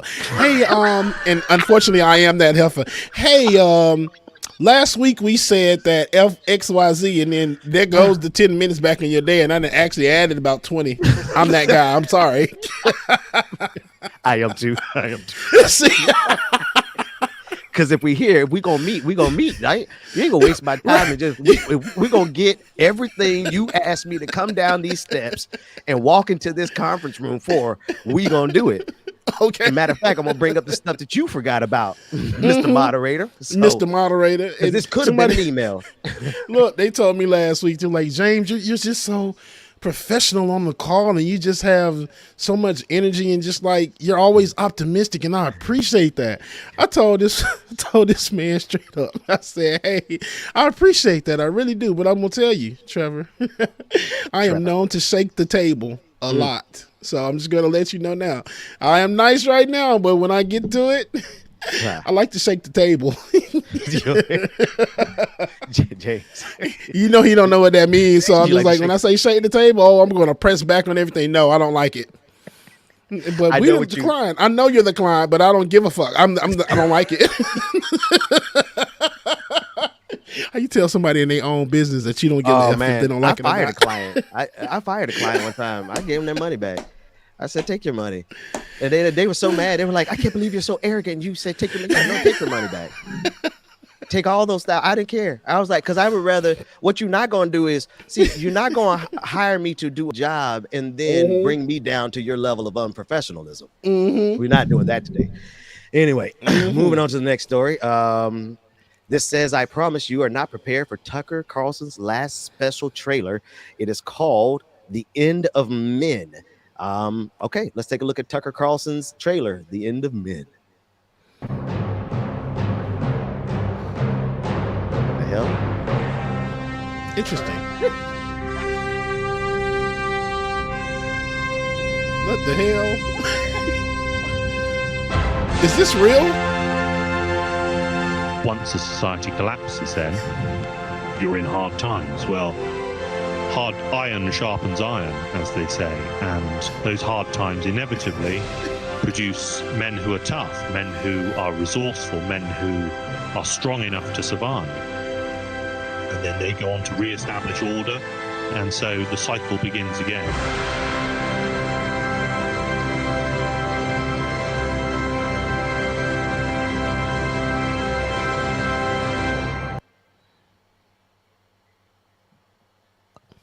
Okay. Did I just watch a clip for a new gay movie that's coming out? I was going to say, I don't know if this is coming off the way Tucker thinks it's coming off. It looks real. It looks real. Homoerotic? It looks real. Yeah, it looks real gay. It looks like, I thought it was like about to be some never mind. James, he said this looks like an opening sequence of a gay porn. Because it just look like some of the videos of the you know what, never mind. Just never mind. Anywho, next story. Because they look like a bathhouse. It look like he about you know what? Thank you. Somebody said it. Hallelujah, it's raining, man. That's exactly what it looks like. It looks like it's oh man. Oh man! Like they have to see with the milk in the cow, bro. The cow udders. Thank you, Deb. What is going on with the cow udders? What is? See, that bestiality shit is real. Thou dost protest too much, Tucker. And I mean, his name is Tucker Carlson. He already got a porn name. God, Tucker doing porn.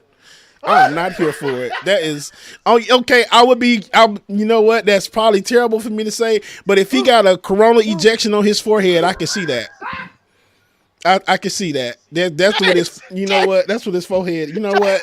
I keep saying you know what, and like I'm gonna stop, but it's just like it's kind of hard to not keep going in on this, man. I just hope somebody just. You need to be a black man to a strong mandingo man. Just. Corona ejection all over James Josephus Williams. Okay, I'm Corona ropes. James. Hezekiah double Williams. Dutch. Six Dragon Daddy, double Dutch.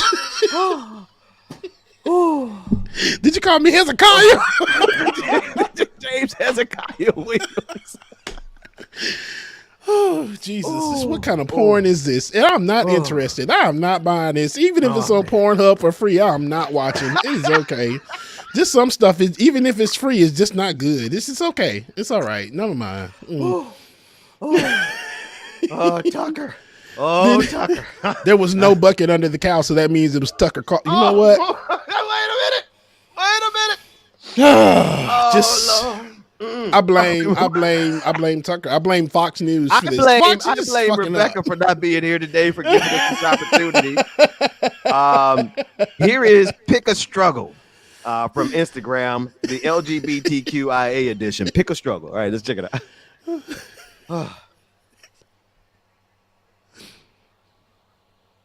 I know nobody asked for this, but welcome to the homophobic version of Pick a Struggle. Now, if any of y'all take any offense to this, mind you, I am not the cobbler of the shoe that fits you so well. That being said, pick a struggle. If you think LGBT education isn't appropriate for kids, then why are you asking your toddler if they have a girlfriend? Pick a struggle. Why are you so worried about your sons wearing makeup when the late great artist that shall be forever known as Prince could wear Maybelline, a blouse, stand about 5'8" in platform heels, and still walk away with your girl? Pick a struggle. It's already bad enough that you think a woman's value drops as her body count rises. But when you think lesbians only exist out of hatred for men, it only supports the notion that women are better off without you. Pick a struggle. Seriously, how are you going to be homophobic while praising warrior cultures like the Spartans and the samurai? Open up a history book and find out how they really got down. Pick a struggle. I even got one for the homophobic women out there. I don't know how you're so worried about bisexual men possibly cheating on you when it was your toxic straight ex that ran through your whole female friend circle, including your sister and or your favorite cousin, and got at least one of them pregnant in the process. Pick a struggle. And if you're a WWE fan, I don't want to hear a peep out of nail one of y'all complaining about LGBT media, knowing damn well that wrestling is the most homoerotic shit ever televised. Pick a struggle. I know nobody asked for this. Oh, man. All facts, because if y'all only knew about these samurai warriors and these Greek titans or whatever they were called back in, they used to fight in the Acropolis and all that. Yeah. It's filled with a lot of homoeroticness and the stuff that they used to do. And I learned some stuff. I was just like, Jesus, is that what they used to do back then? That's even hot for my standards. My God, today. Shit. I'm just like, I'm reading, I'm like, oh, really? Well, I would survive back then. Wait a minute. I would probably be a great warrior. You said you were born too late, James. Look, I would be a great warrior. I would be real powerful and respected back then. Oh, Lord Jesus. Oh, man. You know what's funny? Nobody wants to hear any of my old straight cisgender jokes. No, this shit is funny. Like, that whole thing, pick a struggle. Pick a struggle. And then I hate to say this, though, but that shit is real about the black females. It's so hypocritical. Here's the thing, man. I can say this because I've been that hypocrite, right? You start with this. It ain't nobody's business.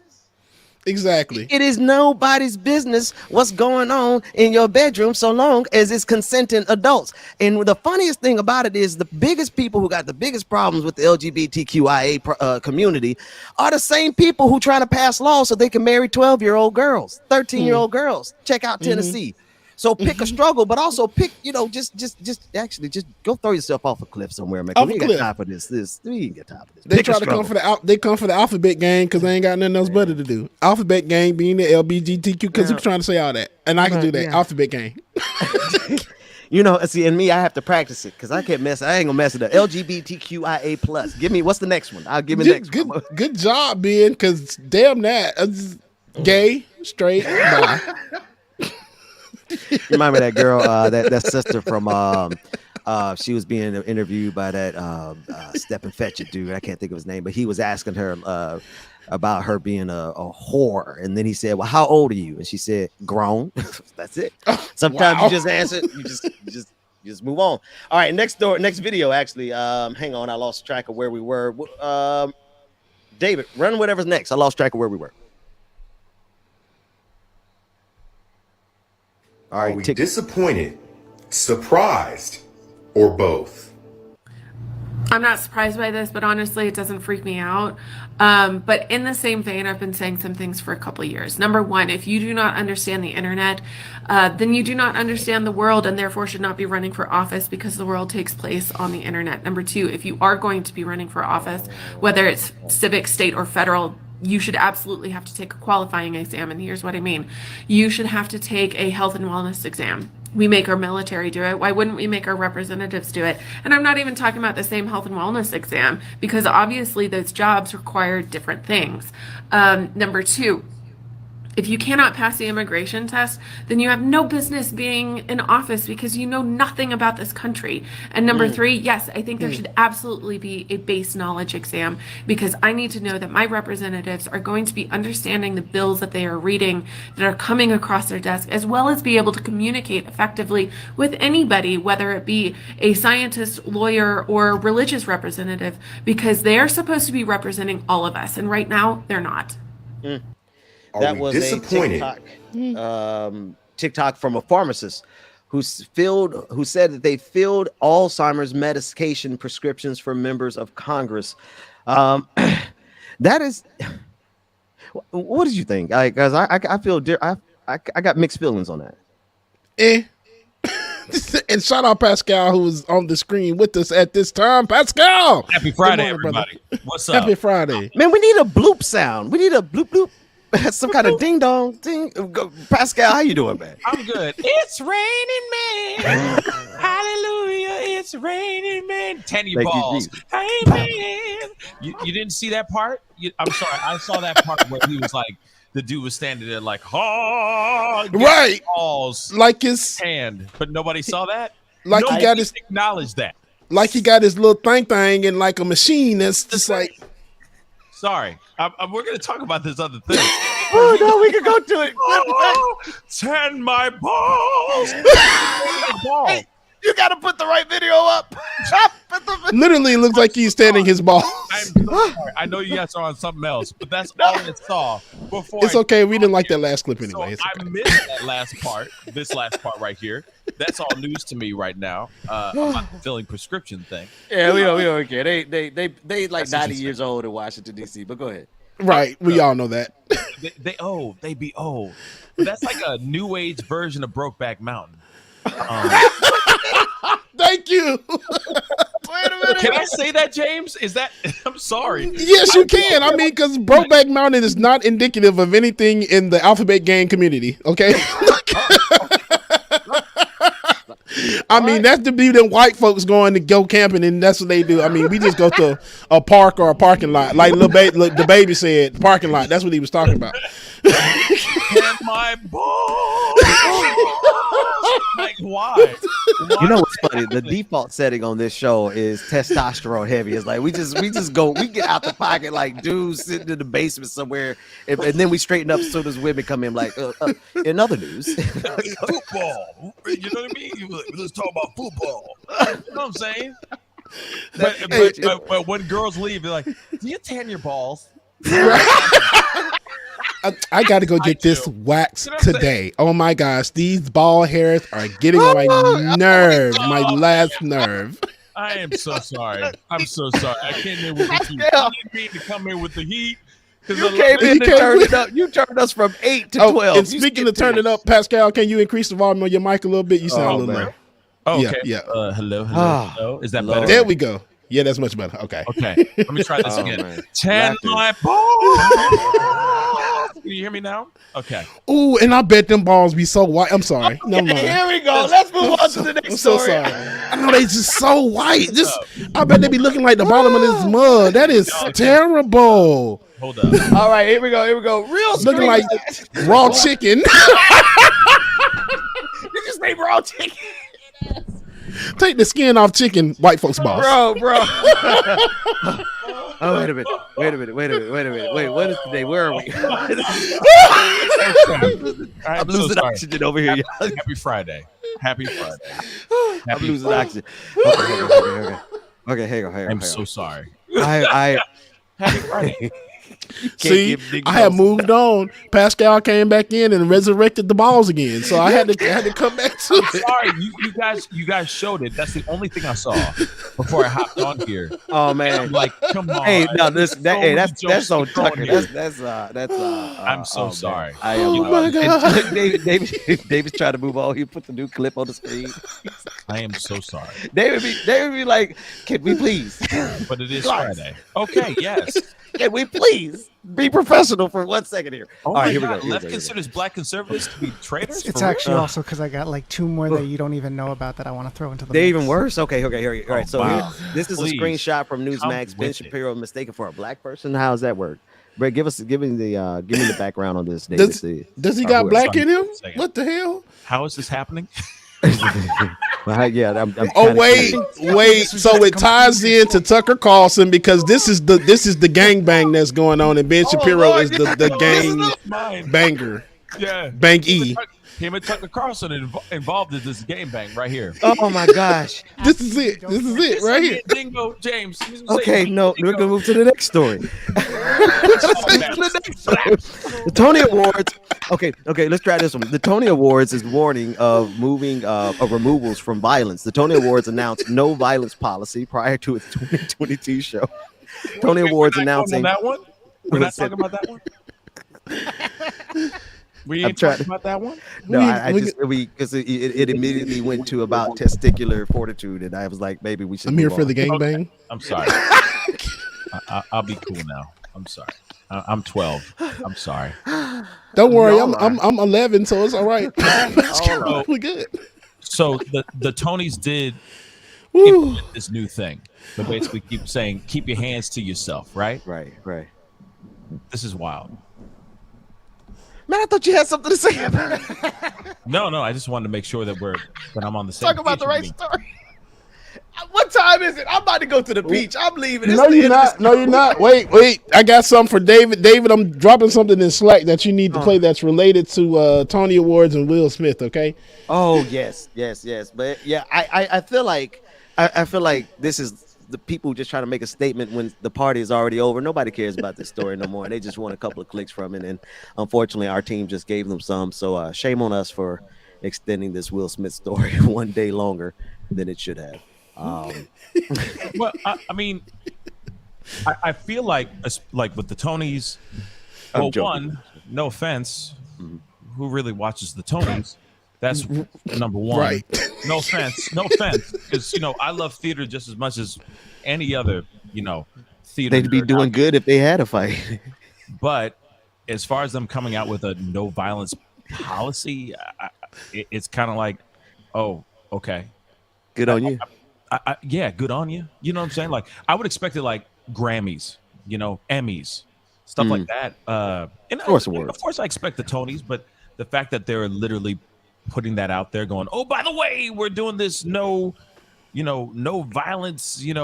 Keep your hands to yourself." I mean, policy. I'm just kind of like, all right, like it's the Tonys. Yeah, it's the Tonys. They're gonna prance up there and just. Wait a minute.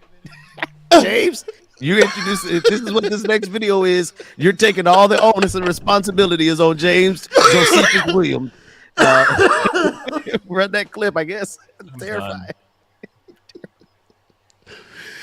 Break me off a piece of that. Break me off a piece of that. Break me off a piece of that. Break me off a piece of that. Break me off a piece of that. Break me off a piece of that. Break me off a piece of that. Get away, James. Break me off a piece of that. Break me off a piece of that. Break me off a piece of that. Break me off a piece of that. Break me off a piece of that. Break me off a piece of that.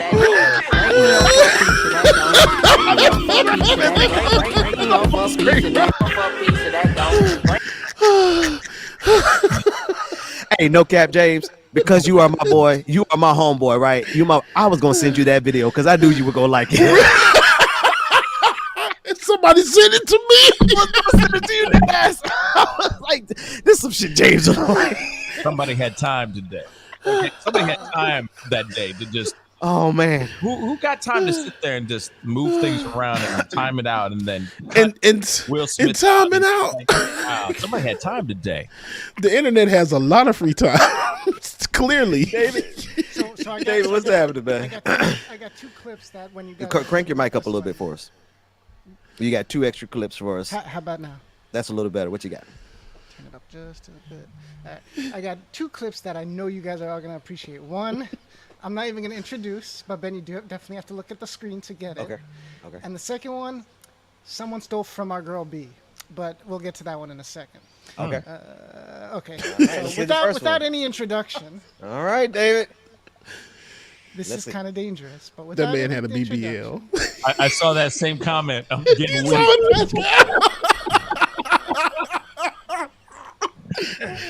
Here we go. Oh shit. Huh? Y'all got jokes. What is going on? When I said pigs need to hold each other Running after accountable, a this is pig? not what I meant.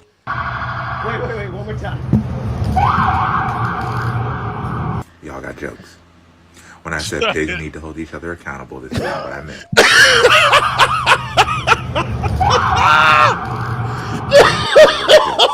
Okay. When I said Listen. pigs need to hold each other accountable, this is not what I meant.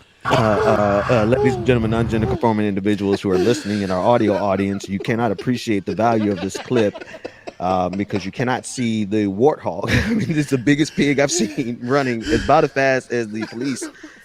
Matter of fact, he was outrunning the police officer, bro. Oh god! The police was tasing the pig, and the pig was still out. Pig on pig. I was just about to damn it, Ben. You beat me to it. The pig on pig crime is real. We are pushing the envelope today, gentlemen. Oh my god. That is. Can you play it one more time, please? Please. Nose, please.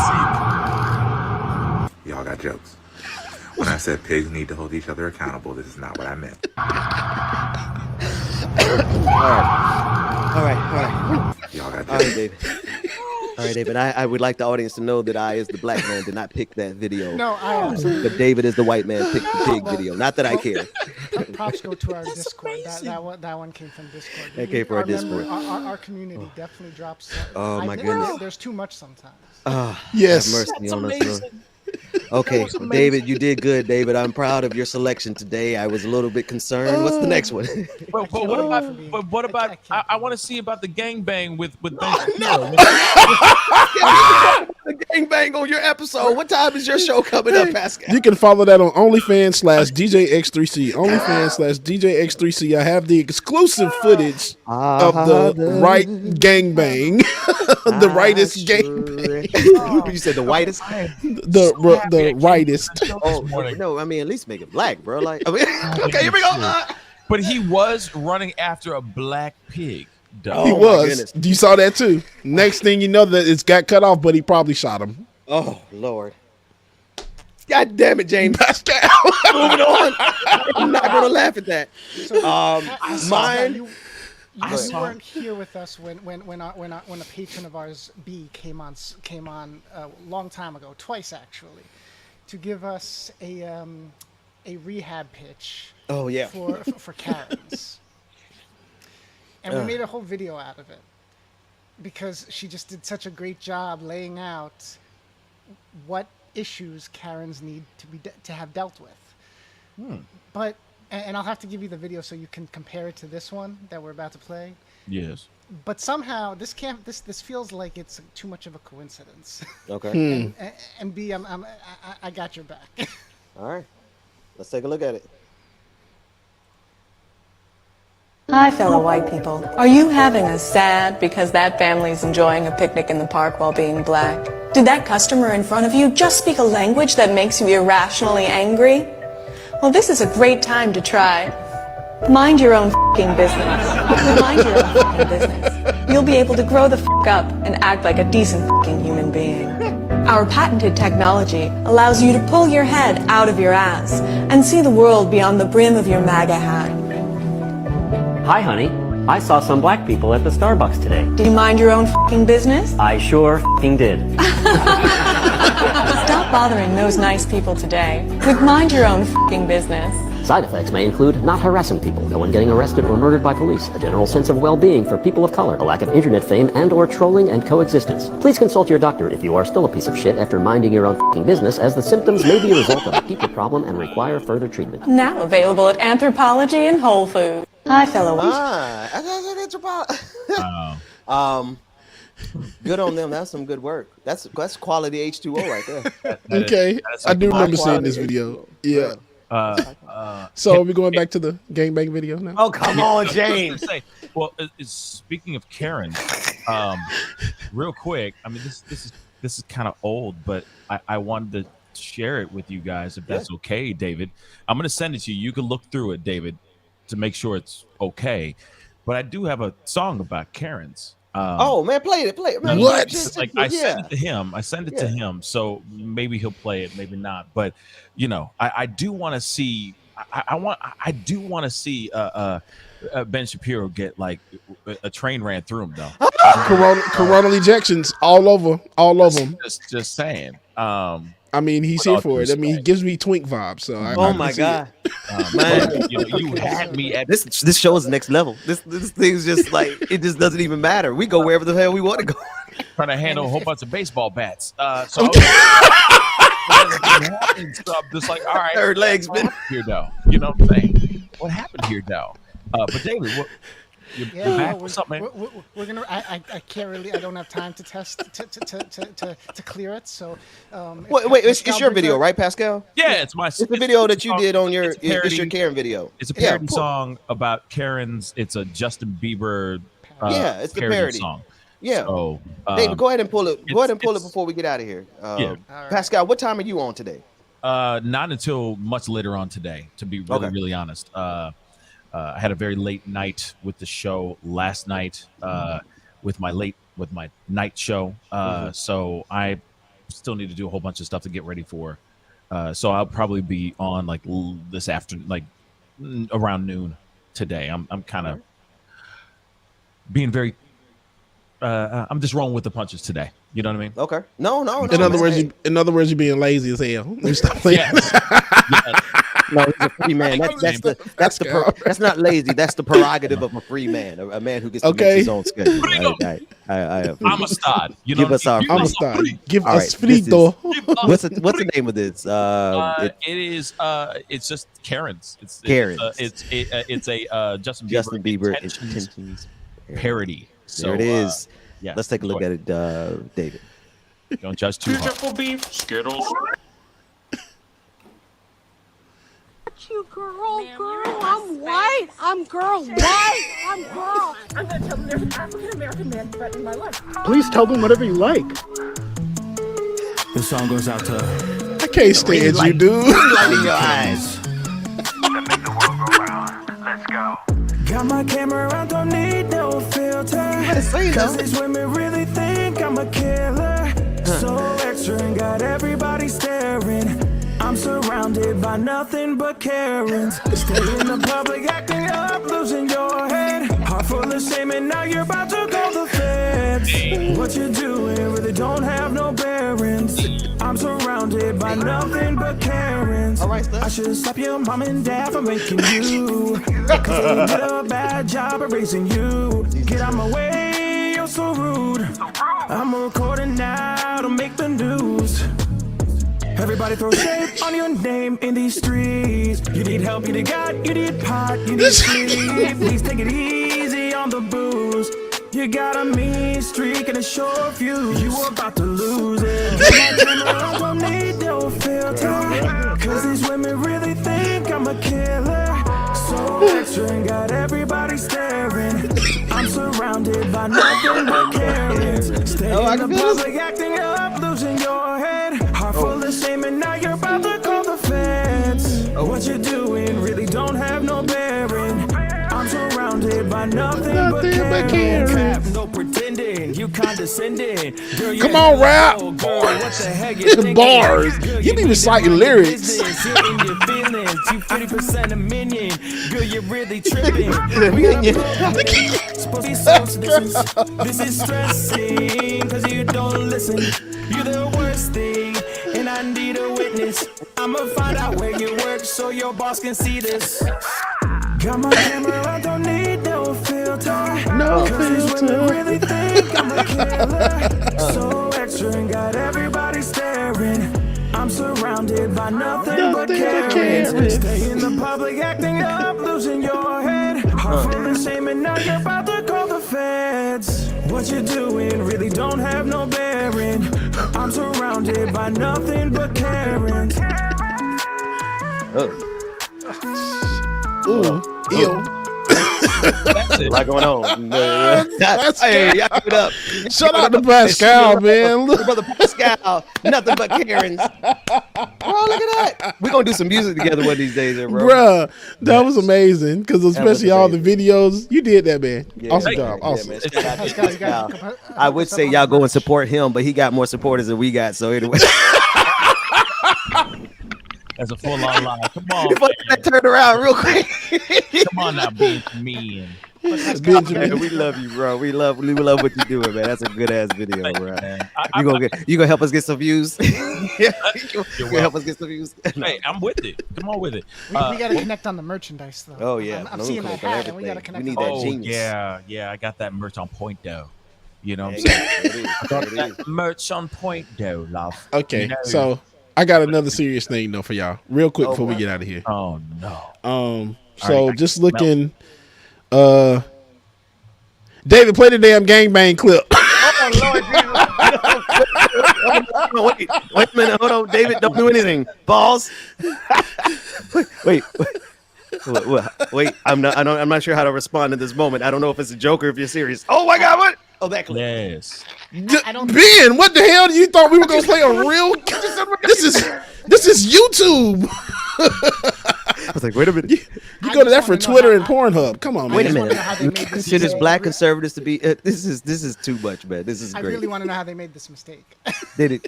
How does Ben Shapiro get thrown up in this biz naive? Does he know something that we don't? Oh, wait a minute. Ain't Herman Cain dead? Oh my God. Oh wow. 999. I'm 9 alive. Wait. It says it's actual. Him dead though. Wait. Man been dead for a whole good season. Last 2 seasons he been dead. They trying to bring him back. Holy shit. Dead. Oh my And then with Ben Shapiro, maybe Ben Shapiro did one of them DNA and me tests, the 23andMe. Maybe he got like 1/4% of black. Maybe. So, oh man, him Caucasian. Oh man, Ben Carson, Sheriff David Clark, and the David recently Clark, departed Herman Cain. David Clark looked like he do porn. He give me big porn energy with the cowboy hat on and the beard. Yeah, he looked like pounds of cocaine, like Scarface. Say hello to my You know what I'm saying? I can't stand those goddamn black people. Ben Carson's still I'm alive. not black myself, but I can't stand them. Okay, now I know for sure we got to get an R-rated version of our show because the only way to end that one was with the hard ER. You got to end that parody with the hard ER, but we can't do that here. That's why I said black person. I can't, so I couldn't do it. It's incomplete. We got to go to the R-rated version of the show. It's not complete, but not in the mornings. Not in the mornings. We're going to maintain this holiness. We're good. We're good guys. Yeah, whoever did this, and they somebody just pointed this out too. They misspelled David as well. I don't know how Newsmax did this. My God, they maybe did. This is not. Maybe this got to be a parody. Maybe Jason. Maybe this Campbell can't be thought real. It was real. Like he got it from someone else. I don't know. It is Newsmax. It is Newsmax. That's why I'm just like I kind of believe it to be true though. Oh man. No, that's the parody. It's Newsmax. You start with Newsmax. Oh, that's funny. Wait, where's the joke though? Where's it? You know what I mean? It's like, where's Waldo? You know what I mean? Yeah. Oh my God. Like, oh snap! Him dead. Him white. Him Caucasian. Him Was that Rachel Caucasian. Maddow coming in on it? Like, no, it's related. It's just what I hate when they Twitter do has that. No, I came to read these tweets, not related tweets. Yeah. All right, so it very well could be that this is fake because I can't imagine them getting a typo in there. But I can't imagine them. I definitely can imagine them putting Ben Shapiro in there as a black conservative. Yeah, somebody did say that. Like, no, this is real. A lot of people are saying no, this is actually real. Oh man, get the hell out of here. Oh, people are. And these people, listen, stupid. check me out. Newsmax used to. It didn't Newsmax. No, that was OAN that used to get money from the cable networks. Yeah. Anyway, what else we got? Or is that it, fellas? We clear for the day. I think that's just about everything. Yeah, All right. Well, the white man is happy, so we can get out of here. Pascal. I can't stand being these other white men. Yes. I love you, David. You know I love you. First, I want to say Pain happy in the Friday ass, to all it's you all good. guys. I do appreciate you letting me come on and wreck your show at the very last Did minute. wreck us today. I'm so sorry. But Chicken cutlets. Like Ben Shapiro gonna get wrecked. Anyway, go ahead. no, I'm about to sneeze. Hold on, I'm sorry. Bless you. Real quick. Pascal, are you? You got something right there. Jesus. I could see this being Pascal. It's still right there. What's that? Oh, that's Bishop. Bishop Oh yeah. Me at 70 years old. Watch. But so is the guy holding his hand is supposed to be his walker? No, he don't need a walker. I don't know why he hold a man's hand like that. He's straight. He's straight to the street. Yeah, the kick, all right. He looks fly though. He's a bishop. He's Bishop. I can't think of his last name, but yeah, he's a flyer. He's a cool guy. He's like, watch me do all these things with my friend. Hold my hand. extra tight cow. Hold my hand, brother. my cow print. Come on, somebody let Mama out. Mama got to get that knee up. Uh oh. You see the little shimmy? You gotta get it, Nana. All right, y'all. Listen, it's been a great show. I'm about to get my weekend commenced. I'm gonna give you a whole, let's see, 20 minutes, 19 minutes back in your day. James, what you got? Right. Hey, real quick, y'all. I'm not saying I'm attractive, but when I take my clothes off in the bathroom, I turn the shower on. Oh my God. Oh my God. Oh my God. Have mercy, love. We'll see everybody Monday. Take care. Pascal, we'll see you later, man. James, be easy, brother. I appreciate y'all, man. Y'all enjoy the weekend. I'll see y'all on Tuesday. I'm gonna go tan my balls now. Get the hell out, Pascal. Chicken cutlets. They need to be tanned. They're looking like raw chicken. Go tan them off. Anyway, y'all have a great weekend. We enjoyed y'all this week. And as usual, y'all gonna be great. Do something good for yourself today. And your affirmation is I am hopeful. I am hopeful.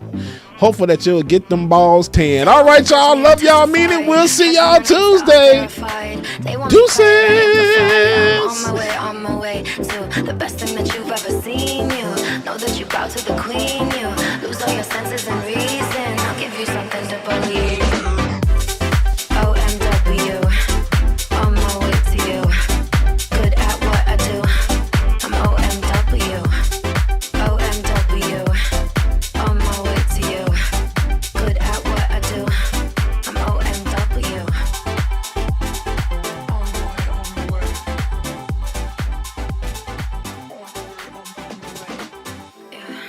OMW.